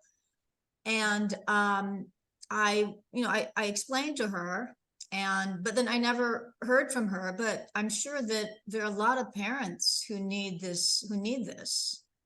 So But if you're not a math specialist, what do you think? What is the thing that you might be able to offer students? Because some of us are not math lovers. I happen to love math, but a lot of people say, ooh, I don't know what I would do if students ask me. Because I can fall under resources, maybe it's school. Okay, I'm gonna put math and resources. Intervention. Okay, cool. Anything else? And we want to really make sure, like I said, relevance is really important. We want to know what's relevant to you. Zoomers, roomers. Any of those questions, those tally script questions that Well, to tell you the truth, I'd like to find out more about Schoology. I know it's been a Schoology. long time, but I've never really gotten into it, Okay, and I would like to learn more about that.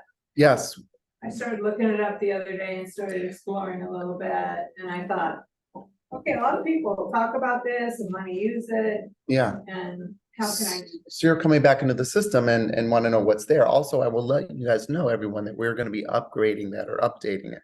So that should be helpful for everyone. Any other things that you heard that you're like, you know what, that would make it valuable for me to come back to the COP next couple times? Any topics or skills that you would want to continue talking about? Oh, okay, double for Schoology. Anything else? Any of those? I think double the reclassification again, more specifics. Okay. And also current events, how we could implement more current events for ESL levels.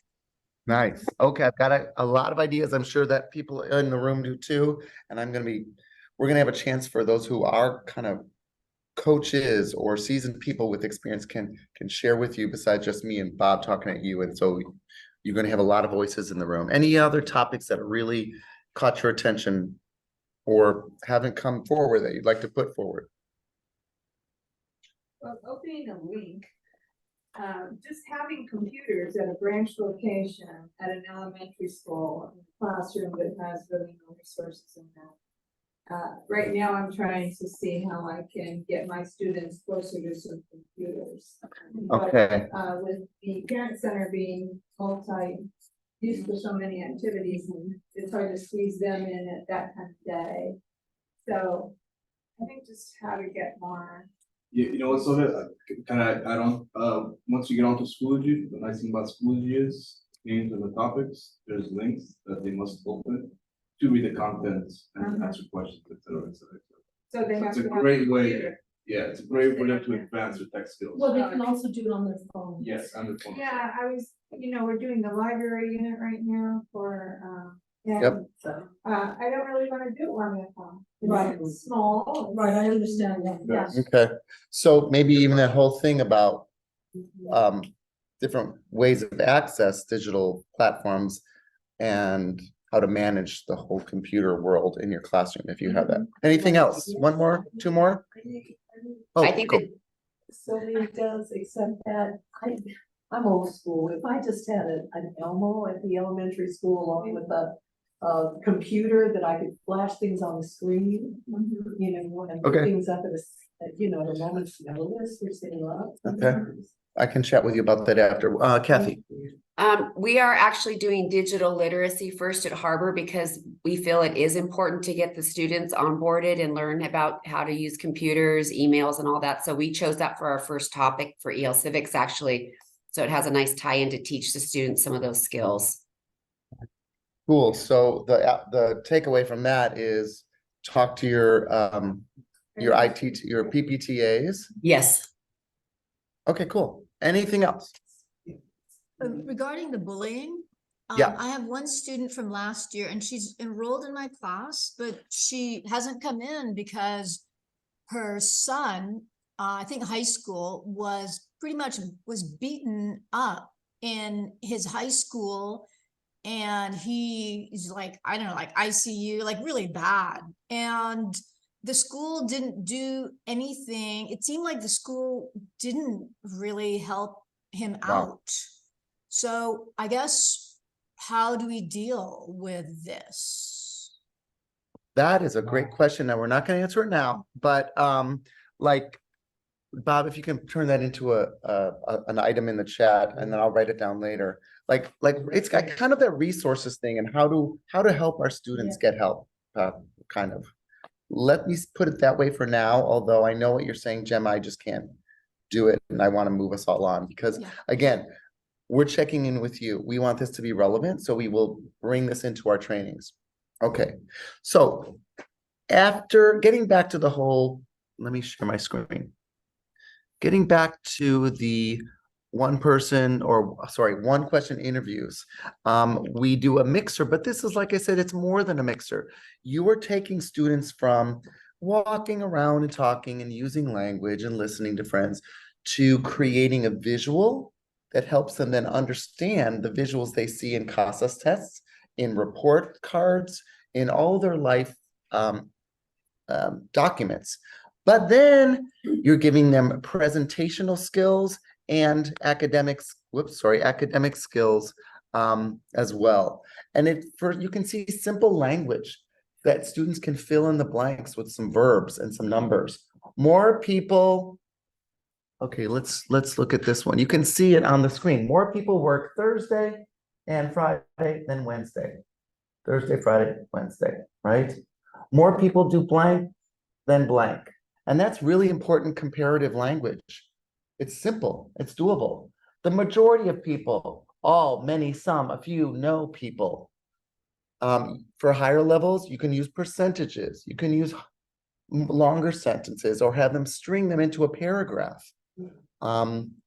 So one thing that's really cool is if you have a larger or higher level group, that corner has a series of questions. They create data and sentences. That group has a similar but different topic. That group has one. That group has one. You take one sentence from each group and you put them in a paragraph, and you teach them how to write a topic sentence. Bam, powerful stuff. It's from their mouths, academic language, data charts, beautiful. So that's where I would encourage you to consider going from just a mixer to more. And we'll probably do this in another COP to get more experience with it. Any questions or follow-up questions, concerns about that type of an activity? Does it seem doable? Can you see what topics you might do it with? Any topics that you can think of using that for that you're currently teaching? Learning how many students, you have students in the second grade in your system. How many of you have kids in the sixth grade or something like that? Okay. Counting. So finding out who are your elementary school parents and parents of middle school, parents of high school. And again, one question, it can be how many, or it can be a yes, no question. Beautiful. That's great. That will help you target your instruction too, right? Beautiful. Anything else? Yeah, real quick with the current events. We have time or? What's your question? Later. No, go for it. I'll just say, my level 2s and 3s, it's a great way for me to, it's almost like a warm up. I put the current event on the board, and have them Google it, and they read a little about it, and then they share with the class and feedback. That's Cool. Conversation. So do you see that being turned into one? And it does take time to do this whole process, right? It's got to be a really important topic, and it's got to be, you've got to make sure you have language that's really important for your students in a topic that's important, because it's going to take a good 30 to 45 minutes at least to do this. Okay. Okay, cool. Let me share screen again. Frequency verbs would be fun with that too. How often do you? And you can make it never, a little, sometimes, frequently. That's a great way to do it. That's a great chart as well, right? So let me just kind of share some other examples on the screen. If it's workforce, do you work? If yes, full-time or part-time? If no, are you a student? That's what I did. Talking to a teacher, is my child doing okay? Yes or no? What more can they do? Personal information, is your child in elementary school? This is what you said. how old is your child, or where does your child go to school? If they say no, then where are they in school? Okay, so you get the idea. I really want to have you consider that, and we're going to play with it more in our times to come. So I'm going to turn this over to Bob because we're talking about important instructional routines.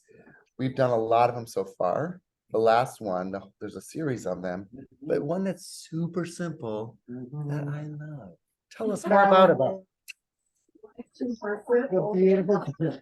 Keep it simple, kiss it, keep it simple. So, if we think back on our objectives for today, do you remember one of the objectives was tying into the K through 12, what the students are going through at their school site. So the calendar is a big bang for the buck activity because it's a graphic organizer. It ticks off all the boxes. You can use it as an instructional routine, and it's a language building activity too, right? Because when you're starting up with your calendar, you want to start with the student first, and numbers, putting in the numbers, days, months, so real basic stuff for your lower level students. But at the same time, we want to connect with the K through 12 school, and what better way than a calendar? Again, it's visual. And so like Dave was showing us, when you make things visual with charts and numeracy, the same thing is happening with a calendar. There's numeracy involved. You could be doing counting of days and some basic arithmetic and how many days until this event and stuff like that. So anyways, let's look at calendars. We're going to actually make some calendars. We are going to, let's first look at monthly calendars and starting the month off. So how would you start the month off? You got to name the month, go over months of the year, the spelling of the month, writing in the days, holidays associated with that month, right? Days, dates, and you could get into a whole, days, what's the date? How do you say it? How do you pronounce it? And this is something that's your routine every day. This could be done every single day. So this is exactly. Really? Yeah. And Idris, probably with that variety of background of students, you have the whole gamut of dating conventions, right? Month or day first and prepositions. Yeah. And then of course, ordinal numbers. And that's a beautiful thing to do with lining and sequencing and who's first, second, and third. So this is something when you're teaching this at those lower levels, they're going to use it forever and ever. And like Dave said, put students at the center and work out. Don't have your agenda, this big agenda first. Go with your students' needs, but use that calendar as your tool, right? So student birthdays, I love it. I mean, this is like the foundation of FSI is the birthdays, when you're going to celebrate them, maybe you can have their kids' birthdays or, kids' events coming up. Your classroom events. This is where you can start planning and programming in your, opportunities. You're going to do assessments or CASAS tests, or when you're going to have time to meet one-on-one to give feedback, deadlines, and then that school's events. Okay. When do they have the fire drills? When are they going to have parent-teacher conferences? When are they going to have open house? So let's do Jamilet School. Jamilet, are you there? You're still at Carlos Santana, right? Yes. Okay, good. So how easy is it? You just go to the website or you go into the office and you get the calendar for your school. So how many of you have that calendar for your school? It's okay if you don't. We're early in the year. Janet, I see. Call it out, Zoomers. Do you have your school's calendar? Or access? Yes. Good, Yes. good. Yes. Good. So let's hopefully this clicks to it. So now we are in Carlos Santana Zoomers, can you see the screen? Yes. Okay, so we're in Carlos Santana's website. Most of the schools that you are working at have the website, and they usually have a calendar in there. So, you know, it's one of these Google calendars, so it's kind of small, but you can start seeing, you know, first day of Hispanic Heritage Month. I would not have remembered that. And this is going to be starting Friday, September 15th. Is this something you want to program into your calendar for your students? Maybe so, maybe not. But how would you know? Ask them. You know, yeah, ask them. Do your polling. So as you guys are looking at the calendar, maybe with your students, you guys can decide, do some polling. Are you guys interested in celebrating and recognizing Hispanic Heritage Month? Let's see. No? Okay. Is it? All right. So you got to think of something else. I clicked on Monday for Jamulette School, and they have their Monday morning assembly. Does this affect your class, Jamulette? Maybe it does. No, No? no, because I'm in the parent center. The kids do it at a different time. Okay. Let me stop sharing and make sure. Okay, good. So let me go back to our. Oh, wrong one. Let's see. Where's our slideshow? Oh, no, oh, here it is. Okay, we're back. And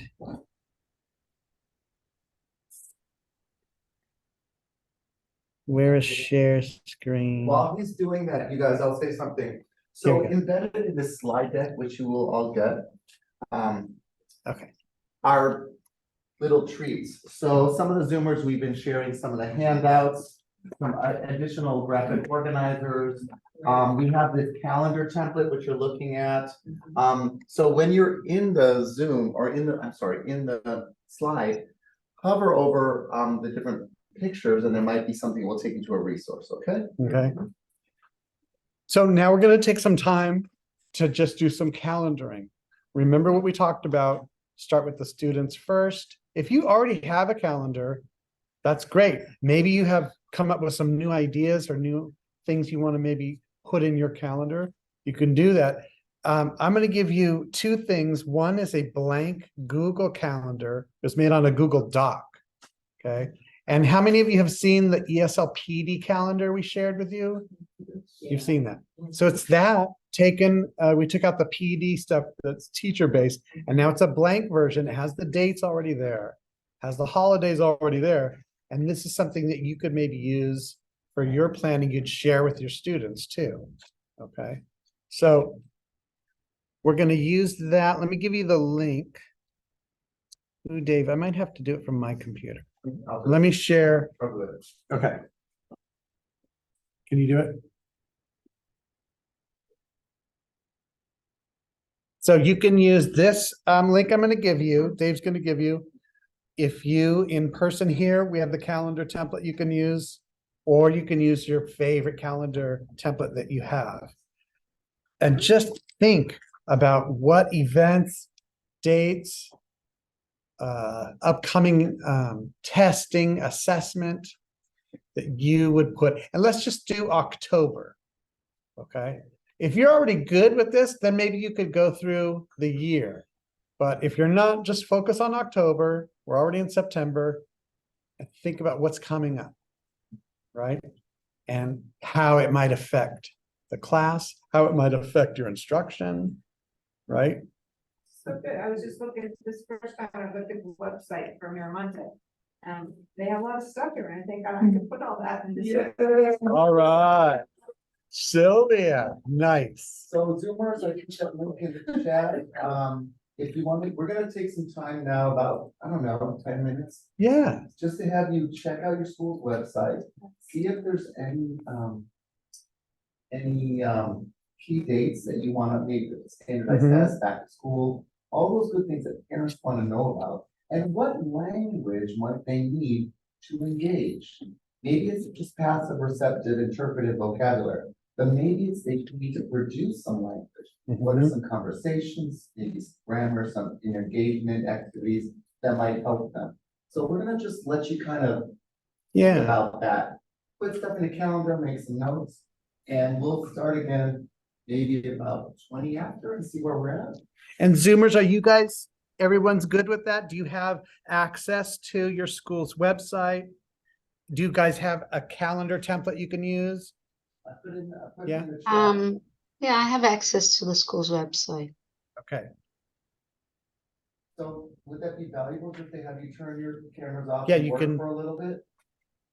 Let's do like 10 minutes. Yeah, let's do 10 Okay, minutes. sure. Thank you. Is that good? 25 after, we'll reconvene. Okay. You can mute yourselves, turn your cameras off, what do you want? Whatever you guys want, okay?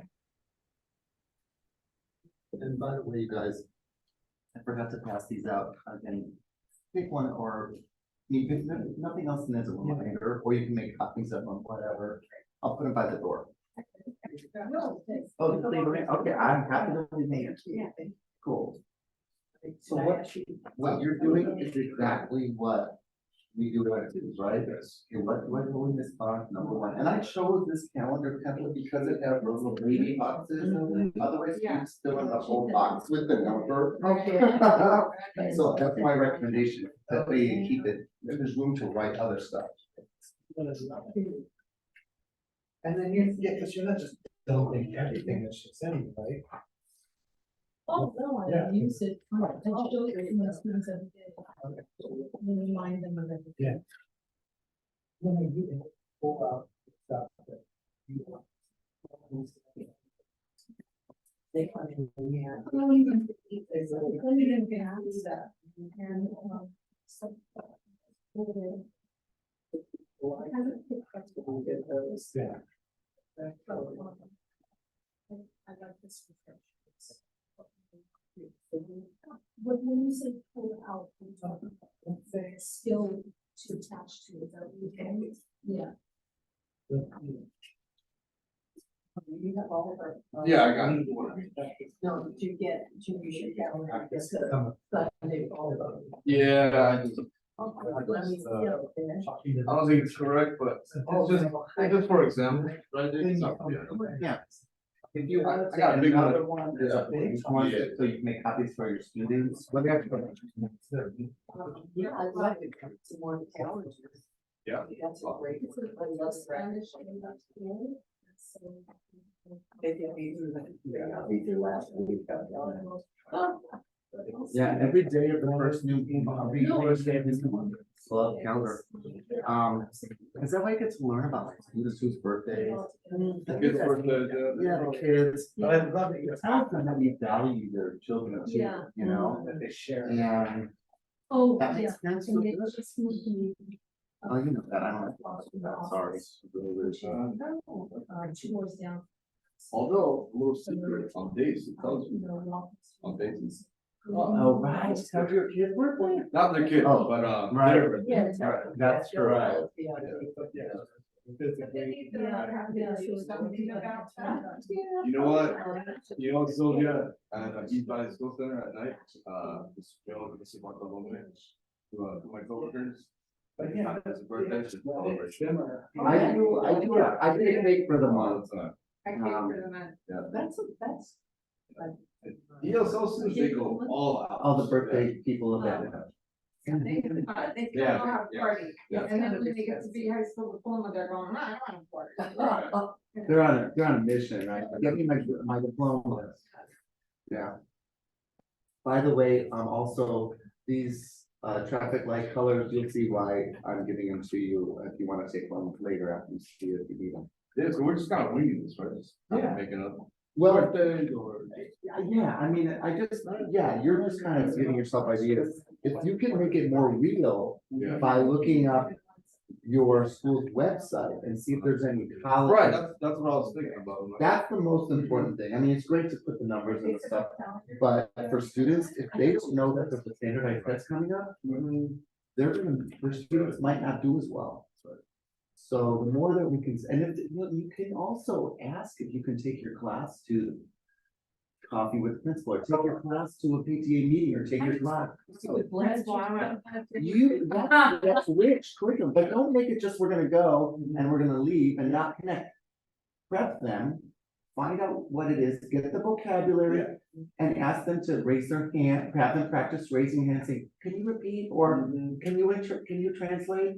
And then when we go back, do a word web. What's some language you remember? You know, and then. Conflict of principles, very good. Yes. Takes place at the parents. And that's because it's right down the two doors down. I walk right over and I, give them flyers and I talk to each person and explain what it is. And so I've gotten two more students that way. I'm surprised that is so not working over there. I mean, you're there. Are they not promoting it at the central? They are. At the office? The new hours were bizarre. So Mondays from 9 until 10 are the actual English FSI, and then 10:15. It's just, and then Tuesday through Thursday, 8 to 10, and then Monday through Thursday, 10:15. No, Monday through Wednesday, 10:15 to 12:15. Okay, no wonder. So that kind of got the parent coordinator kind of confused. She's like, I don't even know how to explain it to you. So So why I is drew it a line happening? because of the prep time. Oh, It's just explaining the prep, how the prep time falls into. At the elementary school is very difficult. It's like 2 steps removed. I wonder if there could be, I mean, it's like CTE, there's certain things that require them to do their prep time a certain way, which is outside the standard thing.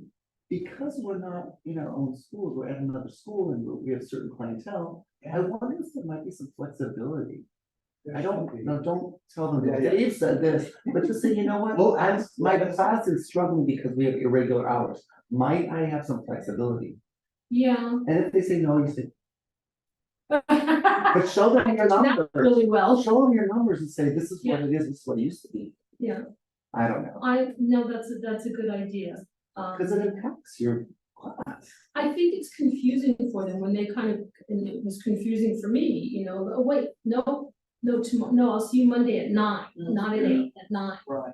And so for them to have a routine really helps. And then it's also that they feel like, okay, so I only go from Monday and Wednesday for computers and only, so I'm not getting a whole lot in. Yeah. But I love the prep time. Yeah. But my life has gotten, my headaches are far fewer with the prep time. It's just taken away from the instruction. The instructional time. That's what And then I passed it for a few weeks and now I'm going, I love this. I have time to prepare. Hey Zoomers, if you have any questions, I'm here, we can chat. Feel free to unmute and just let me know if there's anything really cool that you found that you want to share with the larger group in about 5 minutes.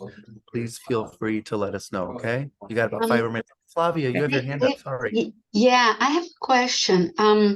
One thing that I'm having a little bit of trouble with is just knowing all the apps that the students need to know, like the parent portal, the daily pass, how to look at homework, the mobile app for attendance. Is there a place where we can go for training for that? This is the place and I will get some more information. Okay, thank you.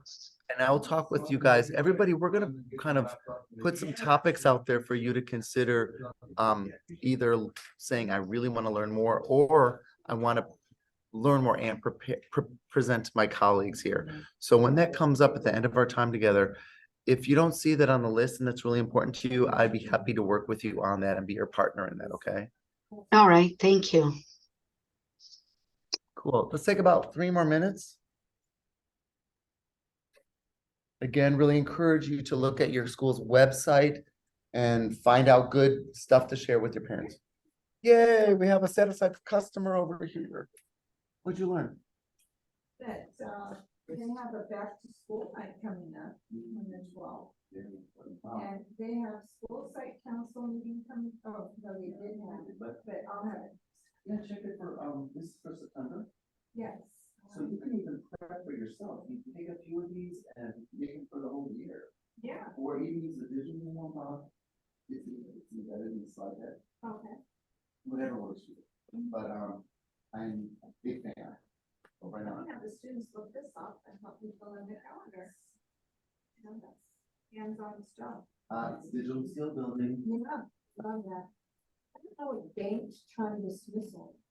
That's basically, every Tuesday. It's their PLC or the teacher prep time. Oh, okay. Oh.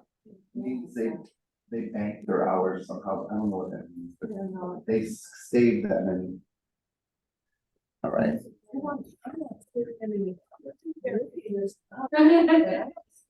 This says Gardita's, you know, school events. If I click on it, no events exist for the given period, so that you're not getting in line. There's a new principal there.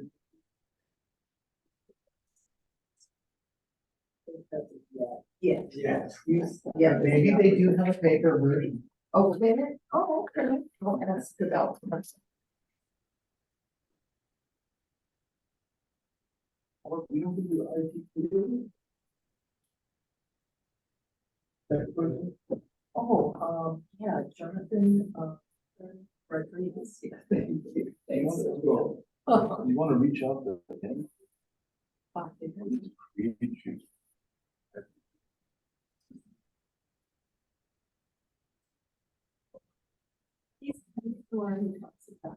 I know. I was not, okay.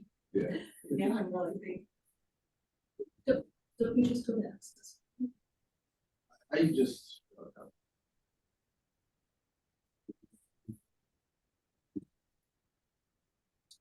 Not as good as a lot of people. I mean, I think I have some fun with lunch. But I do think that the school gym,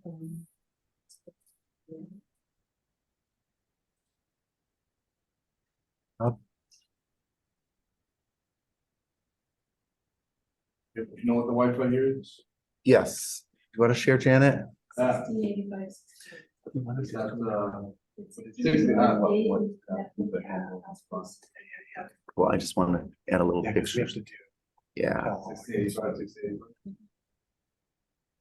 And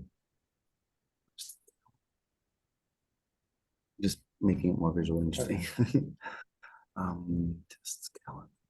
Wait, that is not. Nope. I don't think I can do it. Yeah.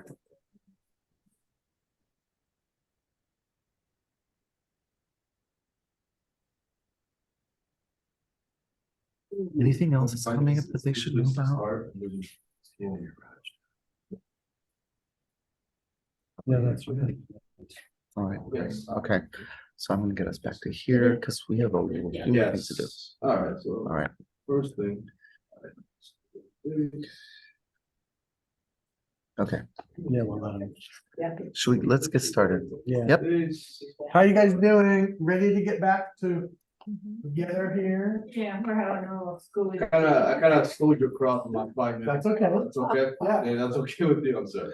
All right, guys, thank you Zoomers for your patience. I hope that was productive. I'm gonna pass the baton and we kind of just want to share out some of the learnings. Take it away, Bob. So we had some good aha moments here. I know Sylvia discovered the calendar, lots of events on there. Anyone on Zoom land who discovered anything new from your school's calendar, Kathy? Actually, they only posted the LAUSD calendar on their website with the days off, but in the parent center where I am, there's a monthly calendar with all the events, so I can get it from there, but I found it odd it wasn't on their website that I can find. But I did find a really cool thing. Their mascot is the Dolphins at school, so it says Dolphin let's see, Dolphin Reading Room. And there are links where they can click on and read books. And there's like all age levels and different kinds of books. And I thought that was really cool. Very cool. Kathy, I love that you have a good relationship with your school staff at K-12, especially that parent rep, right? Oh my gosh, they're amazing at Harbor City. They're in the room, the two ladies, the whole time I'm teaching. But like the first day I walked in, I'm like, you guys interject when you hear something you want to do, or if I'm talking about something, I have no problem with you, voicing opinion or message or whatever. And I think that's really important at a K through 12 if you have people in the room, because you have to show the parents that you are a team with them, and it really provides a good support for them. And I just think it's obviously if you're going to share the space, you might as well get along as well. But we both have resources to share with each other as well. I love it. It's almost like team teaching, right? Yeah, I mean they're doing their stuff, but they're listening because they'll interject, once in a while and say something, and it's great. Yeah, just more support for your students. Yes. Anyone else in Zoom land? Yeah, I saw that there was a dyslexia awareness and some connections to UCLA. Resources connected to UCLA. Okay, so good, more resources Gemma had. Liz, did you have anything? Oh, yeah, I was just gonna say that it also has like the parent workshops. And so it's really important that we also let the parents know about these workshops, because a lot of them do cover themes that we talked about earlier, like bullying, things that we don't always have to do as teachers because we already have a lot going on. So as FSI teachers, when we work with the psychiatric social worker and with the parent rep, you work in community. So you go with the parents to the workshops, or you encourage them, and then you come back. It's just a whole thing with being really connected with the parent, with the community rep. And also the calendar tells us what to plan for and how to promote those workshops so the students can go, because sometimes the turnout is really low and they rely on the ESL classes for those workshops because they get a lot of numbers too. And it also helps us build community. I love it. I like she mentioned the planning. You can plan for these things far in advance, and everything we've been talking about today is start planning for what language are they going to need, what activities are they going to be using as you build up to that event. And then some of these events are kind of recurring, and this might be your chance to do some mastery learning, right? Planning these things that you build their skills over the course of several parent events where they're asking questions and they're asking for clarification, right? So these are things you can plan for. Anyone else? Liz, more? No, just I just wanted to make one comment that I think is very important for FSI teachers, especially new FSI teachers. I think sometimes when they go to the branches, they don't know the importance of connecting with the community rep. And like Kathy was saying, like, it's okay if there's somebody else in the parent center. And I don't think as traditional ESL teachers are used to that. And I think it's just important to train FSI teachers in the beginning to expect that and to make sure they're comfortable with that. Because I've heard so many in the past FSI teachers that are just not comfortable with that. So I think us FSI teachers, we're very patient. We have that special personality that's kind of open. And if you're not kind of like that, I don't think FSI is for everybody. Yeah.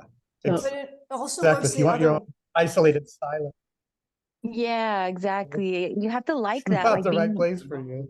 yeah, exactly. Yeah, it can be a little chaotic at times, but Right, if right. you just know that going in and go with the flow, it ends up being a really good, for me, I think it's a Yeah, really I good agree. Yeah, experience. exactly. Idris? And I It's just also feel like good. we are ambassadors for the DACE world. Yep. And we are representing DACE.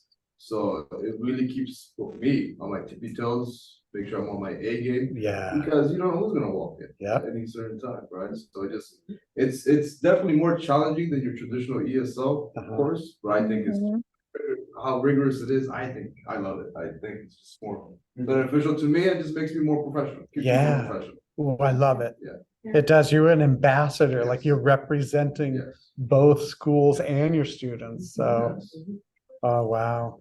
But it's also Yeah, the go other ahead. way around. They don't want my class in there.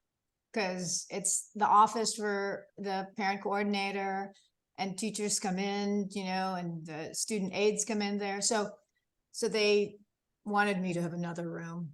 Really? I think it depends on your school, because I've had both experiences where they weren't so welcoming and the parent reps weren't, you know, team players. And unfortunately it happens. And, you know, if they could give you your own space, great, but you just, again, have to maybe go talk to your admin and their principal too. There's a lot of communication that's necessary to make it run smoothly sometimes. That's true. Regardless, we stay for the question. Yeah. Yeah. Bless that one of the best ladies. Yes. Well, this is good. I'm glad to hear this from you guys. We want to talk about things that are upcoming and give you enough time to plan some of these events that we have coming up for you guys, and then also take time to do our feedback survey. So we're going to, let's see.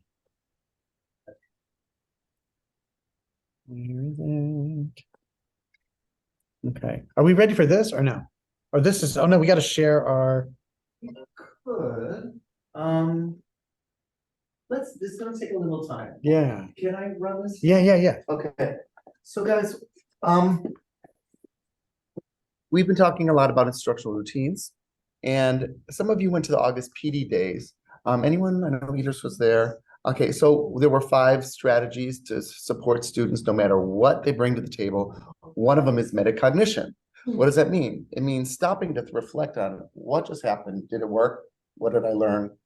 And so a great way to do that is do stoplight exit tickets. You can see on the screen that comes from the colors green, yellow, and red. And when you see green, what do? You go. So what's something you learned today that you can work with and use in your language or your family? Yellow is pause, slow down.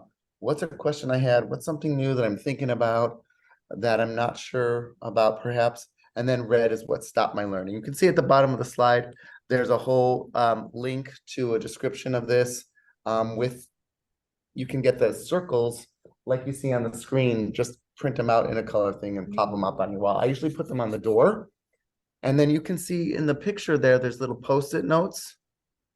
So just students beginners, they say what's from the agenda. They don't generate any of their own original language. They copy from the agenda one thing that was really green. Or if they really didn't get it, they copy it onto the red. I asked students to choose one Post-it, green, yellow, or red, and put it on the way on the door out, on the way out on the door. That way people who are absent, the next day they can see it and see what people learned or didn't learn. Or when they come in, they can review. So it's the colored circles you're Yep. putting on, and then So, put yeah. sticky on the colored circle. yeah, I did bring in stickies, and the way you would do it in a classroom is really easy. But we want to honor our Zoomers for being with us today, and we want to give you another way of doing it digitally. So we're going to do a Jamboard. If you don't have a computer, that's okay. You know what we didn't do, Bob? We didn't give them a QR code. I didn't create a QR code. But we did this. Did we do this? We didn't do it with you. I keep looking at you because I'm thinking of the August PD days. But the point is, we want to give you a moment to stop and reflect. We haven't done a lot of that as much as I would recommend people do it. We've been having you do a lot of stuff and haven't given you time to stop. So this is a moment to stop and use the Jamboard. How many of you have used Jamboard before? Okay, so some have and some haven't. The thing that's really cool about it is it's really hard or easy. Easy. It's really easy. It's really easy. So what you notice is that there are green, yellow, and pink stickies, right? How do you get a sticky? Watch the magic cursor. See this thing that looks like a sticky? Guess what? It's a sticky. So I want to make it a color that reflects my learning. So if I found something I really am excited about implementing tomorrow or next week with my class, do I want yellow or do I want green? Change it to green and type using my K-12 calendar for vocab, conversation, and parent engagement, whatever. And then you just click save, and guess what? slide it over with the other greens. If you want to do something that's yellow, find it, click it, change the color. Something I'm thinking about, how to do data charts. All right, you get the idea, guys. Save it, move it, slide it. Everything always goes to the top corner, so you need to drag it. And then if the red one is not something most students will use, but if something is really stopping your student from learning, sometimes we don't know it. So our students are nice people. They're strong people. They keep stuff to themselves. They really don't tell us very often. But sometimes a student will say, my child is very sick, or someone in my family passed away this week, and I can't concentrate. It's nice for us to know, because then we can be more human to them, show some grace, keep the growth mindset going, all that good stuff. So what I'd like to do is, And I do have a QR code if they. oh, I love you, Bob. He's so good, you guys. I love working with this guy. So what we're gonna do is let you guys use your phones, and you guys at Zoom land, I'm going to give you the link in the chat. I'm going to ask you, I'm going to take some stuff off of this picture, this Jamboard, because it's too busy and you don't have enough room to work. But I'm going to first give you the link. Sharon, I see your thing. I'm sorry about the screen. I have some tips for you maybe later, but take care of yourself, okay? Here's the link to Jamboard. This is a quick and dirty reflection. It's not a long, whoops, sorry guys. It's not a lot. It's just a quick and dirty one. But I want you to be able to try it out and tell us what you're learning.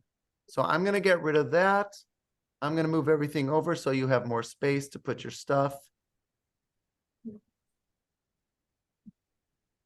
Okay. So when you're ready, we're going to just take about 3 minutes. Choose one sticky, one color, red, yellow, or whoopsie. I'm going to move you back over, Mr. Green. You have to go to this Post-its over here, you guys, to get a sticky. Okay.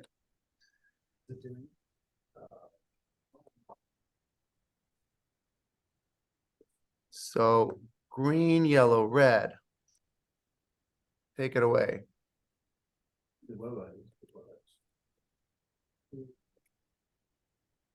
Okay. Let me, Jen, I'm yelling. Who needs help? Who needs help? Yeah. I'm gonna show how to get Jamboard. But how do you save it? What's your Notice that, yeah, this is part of the Google Suite. So meaning when you look at Google, the tic-tac-toe board at the top of your paper, let's see if I can. That's another training that would be really lovely to have. A little some Google more information tips. about.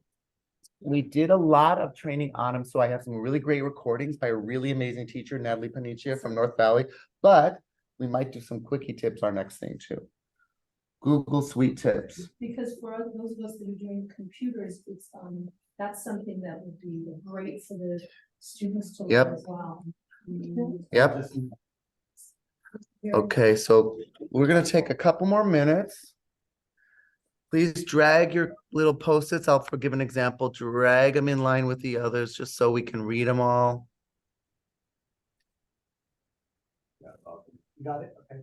And if someone wants to do it on my laptop, Or you want to use this laptop, you can do it too. maybe Paul or somebody you want to try. I'll pull up a chair. I'll let you have fun. I was even I did it. Here, anybody want to pop up a chair here? Anyone? You good? Paula? Sure. Come on over. I can help you. Practice makes. Or show him. You've got a tutor right there. Okay, yeah, she's gonna help me with schoolage too. All right. And here we go. So I'm gonna. Oh, wait, I'm picking your color too, so pick your color. I can drag that, I can pick a color. And do we want And this? then I put in a message. One, two, three. So. I'm gonna move stuff over to make more room for other ones, you guys. And let's come up with a message. What I learned was how to use graphic organizers. So remember, green is go, yellow pause, red or pink, purple I star. think they call it Word, it's called Word Webs, I call So graphic learners is a big umbrella term. This is just one, and this is one, and T charts are one, and categorization charts are, so. It's lots of them. Something some graphs maybe? Sure, different graphs. Beautiful. You can, When we talked about the library. or you can now pick a different color, do yellow. if you Oh, want. okay. And the one I did, like where? It's So who is that? Who just said how to deal with mixed FSI? Oh, that was me. Sorry, Gemma, I can't change the font. You know, are you doing, you're doing a text box on top of a yellow color. Let me show you how to do this. Yes, please. So let me get my annotation device so I can show you. Hang on a sec. Where is it? It's not coming up. Up. Hang on. All right, let me annotate so you can see. So if you, let me go back to it.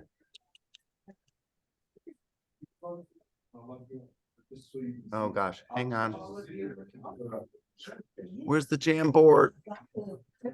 Super duper. All right, let me go back to the Jamboard. So I'm there now. I'm gonna get my annotation device again so I can show you. So if you go over to the left side, see the menu? Go to the one that looks like a sticky. Okay, I And did then you that. can type right onto it. So let's say, Oh, okay. and then hit save under here, okay? Awesome. Okay, thanks. Sure. Take a couple more minutes and then we're gonna, if you're done, see what other people said. It's a great thing to improve agency of the learners. It's great for differentiating. If someone's done, you just say, just read it. If you're not done, finish what you need to do, right? Yeah. Let's see what you guys said. Look at the red one. I freaked someone out with that, I think. Or they're just saying their own experience with it. Well, it's, I think when I mentioned it, someone stopped learning. All right. I want to see people's faces too. Good. One more. Yeah, the one question interviews. A little bit more. Okay, this is data that, you notice how Bob and I are collecting data from you in lots of ways. We did it in the pre-course survey Google form. We did it at the beginning. We did it in the corners. We're doing it now. This keeps us relevant to you. We know that you have got a million things that you're trying to do. If we're not relevant, you're not going to come back. Same thing with our students. So we're just really trying to model lack of sleep. I hear you. All right, guys, finish your current sticky note, please. So, I'm sorry, this one. So the difference between an FSI class and a regular English class, like we said, is that the FSI is more focused on getting the school and the teacher or the administrator Yes. to communicate Yeah. for the better of the student. Yeah, I became friends with the K-12 principal. That way he really backed me up. I became good friends with the SAA. I got my own classroom key. Not every K-12 school gives you your own key. I got a key to the parking garage. My parent reps loved me, and I got the Title I. I got to know the Title I coordinator. That's your ESL coordinator, right? They came and did special presentations on reclassification. If I didn't make those connections, I would have been just teaching shopping, teaching transportation. It's less work for you as a teacher because you have all these guest speakers, right? Oh, really? Yeah. Who frequently are multilingual. Yeah. They're the specialists. You just give them the room and prep your students and debrief your students and boom. All right, good stuff. Thank you for bringing that up. Any other final comments? Zoomers, you can feel free to unmute. I'm going to stop sharing. We could take a whole class and go through this traffic lights thing. And Bob and I are going to review this. Yeah. Okay. Let me see what's going on out there. How are we doing, Zoomers? We're reaching the Good. end. I know it's more challenging at home sometimes, but How are you guys doing with this whole hybrid high flex? yeah, how is this big for you? Well, Fine. Oh, I'm doing great. Good. Yeah, So we're not asking anyone to do this, but it is a possibility. You know, it's not like totally without, you know. I'm not good at it yet, but Yeah. it's- I No, thank you. I appreciate you guys going with us today, and if it Yeah, allows, and thank you so much for offering this, Yes. you know, Yeah. possibility. I appreciate it, but I wouldn't want to teach this way. yeah, when you're doing multilingual, Thank multi, you. I mean, focusing high contextualized, yeah, it's especially with FSI, I would totally get that. Okay, guys. But for you guys, we're doing. You guys are worth it. Okay, any other wrap up about the exit tickets? Think about, now put your teacher hat on. I haven't been doing this like I say I would. Instead of just having you do an activity, I want you to stop and think, how would I use the activity? Would I use it? Would this work for my students? What are your thoughts on exit tickets, particularly this traffic light one? Would this work for your students? Absolutely. Yes. Most definitely. Yeah, I think Cool. it's great. And I like the fact that the exit ticket allows students to verbalize what they learned that night, at least one thing. I absolutely love that idea. That's definite metacognition, right? Did you, we're gonna get Okay. You know, I do computers every Wednesday, and this could be a weekly review, you know, for everything that we learned from the past Thursday to this Wednesday, and what needs to be reviewed and what, you know, so we could have a once a week Cool. review on the computer. So they would be also learning computer skills. Kathy.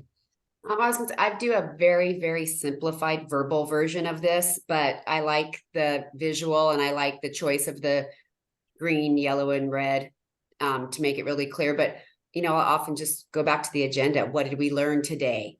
Do you have any Yes. questions? Like to say goodbye to them. Okay. To make them feel good, like that there was a purpose. Like, what did we do today? Did you learn these things? Did we do it? And then like they all clapped and like said goodbye at the end because they were proud, like they were happy. So simple. It doesn't have to be rocket science. And what you're doing promotes the self-efficacy. Students said, oh, I got that. And what does self-efficacy do? It makes me feel like, yes, I can. And yes, I will continue. Yes. So it doesn't have to be crazy. If you have another metacognitive exit kind of a thing, tell Bob or me, we'd like to share it with other folks next time, and or else we'll bring in our own, you'll have to suffer through.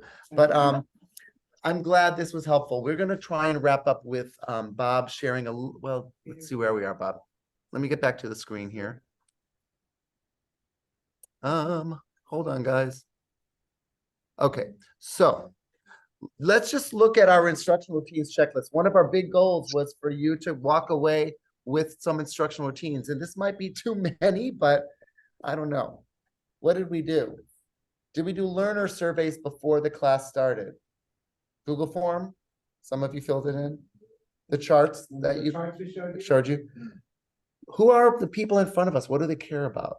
If I'm being more convinced that that's really critical. Back-to-back listen and draw partners. You can do that for a lot of topics. Posted objectives and agendas. We know people in special ed, people with ADHD, people with executive skills issues. Most of us in general like visuals. Yes. This is what the plan is. This is what I hope you learn. And did you have students rate or rank what's most important to them? Remember what you put your finger up for? Did you get it? If you put 6 up, did you walk away with that? 4, do you remember what it was? Maybe not. Okay. Graphic organizers, of course, we're fans of those. Corners activity. You can do that for a lot of topics. Data collection, mixer charts, sentences, and reports. It's got to be a really important topic, but you're going to get a lot of language. Calendars. Every month, maybe every Monday, every Friday. Learner application time. This is something I did not model very well. That means basically we just did this activity. What does it mean to you and your family? Or for you guys, what does it mean to you and your classes? So this is something I need to work on as a teacher. And then entry and exit tasks. We did traffic light exit tickets. I have a comment here about this. What's more impressive to me is that you did all Elementary. You did it.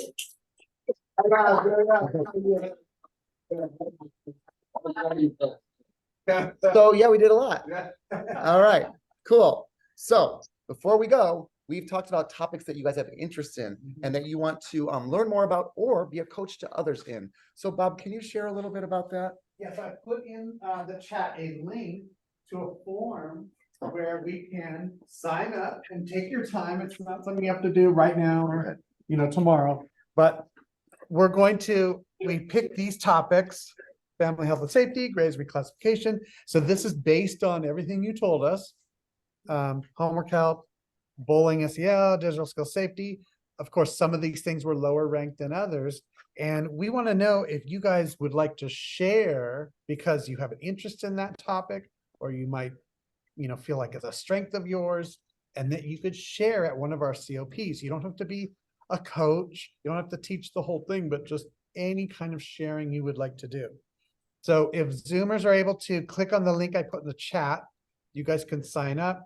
For people in class, we will just have to share the link through email later. Just ask me. Oh, yeah, we can just ask. later. So do you want to show that form, Bob? Yeah. So choose a topic from below. What questions to think about when presenting. If you're going to present one of these topics, what is the topic? Why is it important to parents? What language skill might you connect to the topic? And then maybe tell one instructional routine that you've already or would like to have connected to that topic. So think about today and all the things we learned. And maybe there's one of these routines that we did today that you could apply to that topic. Can you give us an example of filling out the form, Bob? So let's say How many dates do we have? we have, just scroll down. Okay. So these are our COP, our upcoming FSI COP dates, right? So we have 7, I believe, and beginning next month in October. Okay, October 13th. Then the topic and the strength you would type in, and then you would put your name. Okay, and you could have multiple, you could put your name on different dates. I mean, on the same date. Don't worry about other people, putting their name. Remember, you don't have to do this right now, but think about it. And we'll be sharing this with you, and maybe even, talking to you one-on-one. If you think you're like, I don't want to do any of these things, that's fine. But we would love to have you guys start thinking about participating in one of these dates. Okay. So Zoomers, sorry Bob to interrupt you. Yeah. Zoomers, please have at it. Roomers, I'm gonna just kind of sit with you for a second, see if anybody has anything that they wanted to tell me this topic is something I might be interested in. See if anyone. First, I want to apply some of the things that you've done today. Okay, And great. then maybe I could say, well, this really worked for me, I'd like to share that. Okay. All right. So do it towards the end. Yeah. Like February or March. So maybe the date, so maybe you want to think about a topic more. Yeah, Maybe Okay. keep it out for a date. I might experiment. Yeah. Yeah. Dave is good. Hey, say happy day. Please.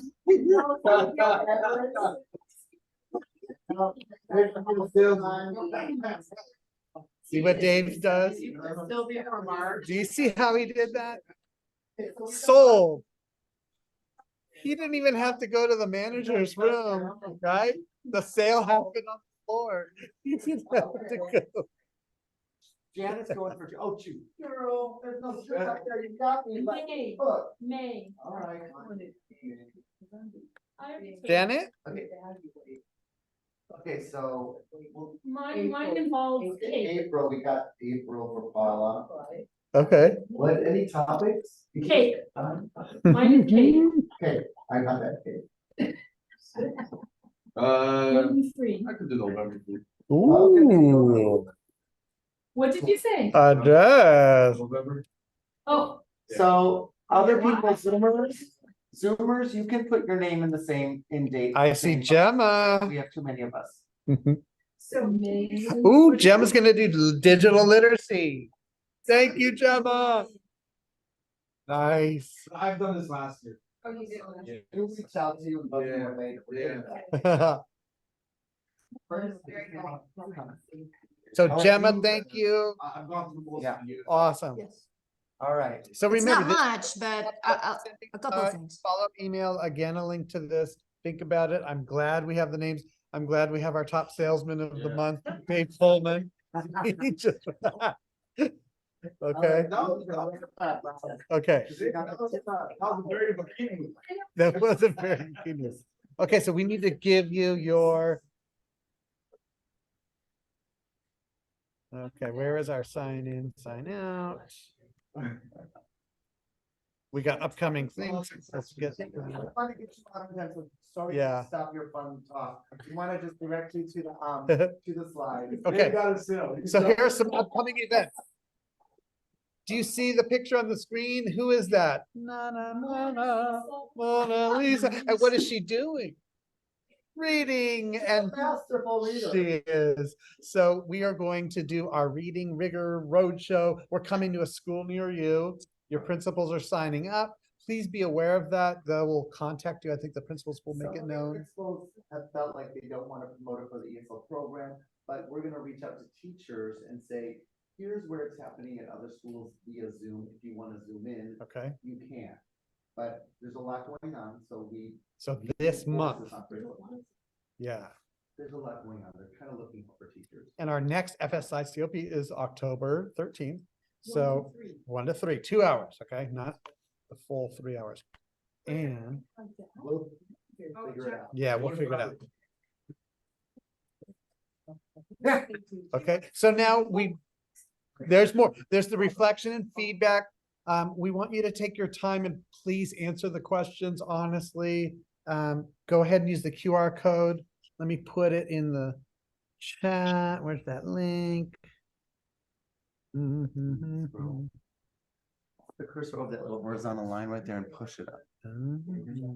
There. Aha. Oh, Yeah. let me put it, oh, it's not there. That's right. Here, I'll share They can just use their phones on their Yeah. computers. here, I'll share it on mine. For that one. know why this button is not open now. Have your copy emailed to you. I'll email it. Oh. We really wanted to give you about 10 minutes for this evaluation and we did not, so apologies. Do what you can and we'll. Is it okay if you put the QR code, I mean, The link. the link? Yeah, thank you. Bob is trying to get it, so just a second. Sorry. Bob, I have a question. Yeah, hit it. Because I know that the reclassification for the for Yeah. it happens usually at the beginning of the school year or at the end before, like in May, around that time. Usually at the end, there's a Like lot of steps May? in the process. And Yeah. so what's your So in question? May, do you want me to do in May? The only thing is it's kind of crazy because then we start testing too. Or Let should I me, do it in April? Just because I've given that test. I've given that test in K-12. oh, wow. So, but here's the thing, it's kind of a difficult test because it depends on the age, like the hardest test is in second and in third grade, because you have to give all. Yeah. So yeah, let's you and me and Bob have a conversation. Okay. See how best to do that, okay? I Okay. appreciate that so much. So I don't, that's why I feel like I could give it, but I'm a little nervous because I don't really. Well, we can know. also maybe get a guest speaker and you could just be the facilitator. No, no. Meaning you just introduce, hey, here's a Title I coordinator going to talk about reclassification. Sure. Okay. That would make it really easy. Thank you. So I I'll appreciate that. talk with you more and we'll Sure, do that. Okay. Okay. Does everyone have, can I stop sharing the screen? Good. I wanna Yes. see the numbers. All right, you guys. So I know you need some quiet to do that. So I'm going to pause for about 2 minutes and I'm going to do a final goodbye. If you're having trouble accessing the QR code, I will email it to you.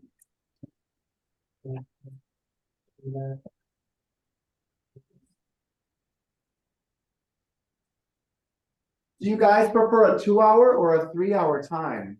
We had a lot of time today, but that's 2 hours, yeah. Anyone else, just show with your fingers, 2 or 3 hours, your 2. preference. I prefer 3. Okay, so That's 3. we got a couple 3s, we got a couple 2s, might be 2.5. We got a 3. Yeah, I feel like. We may bug you more later about that because we don't wanna kill you. Okay, great. We just wanted to, we know it's the first one of the year, so we really wanted to have a good chunk of time. This was 3 hours.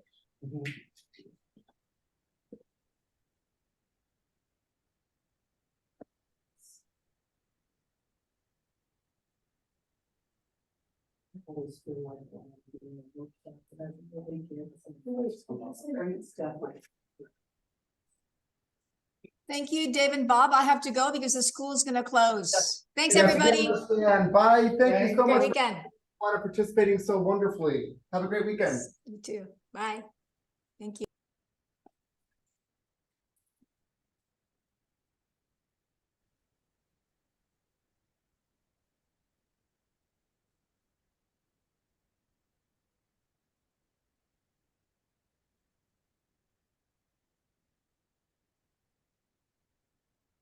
Zoomers, I'm gonna say goodbye and we're gonna turn off Save chat. and we'll save the chat and have a great weekend. Where? Thank you. Thank you. Save chat. Oh, yeah, yes. Okay, awesome. Thank you, Okay. guys. Bye. Okay, bye, thanks. Great to have you with us.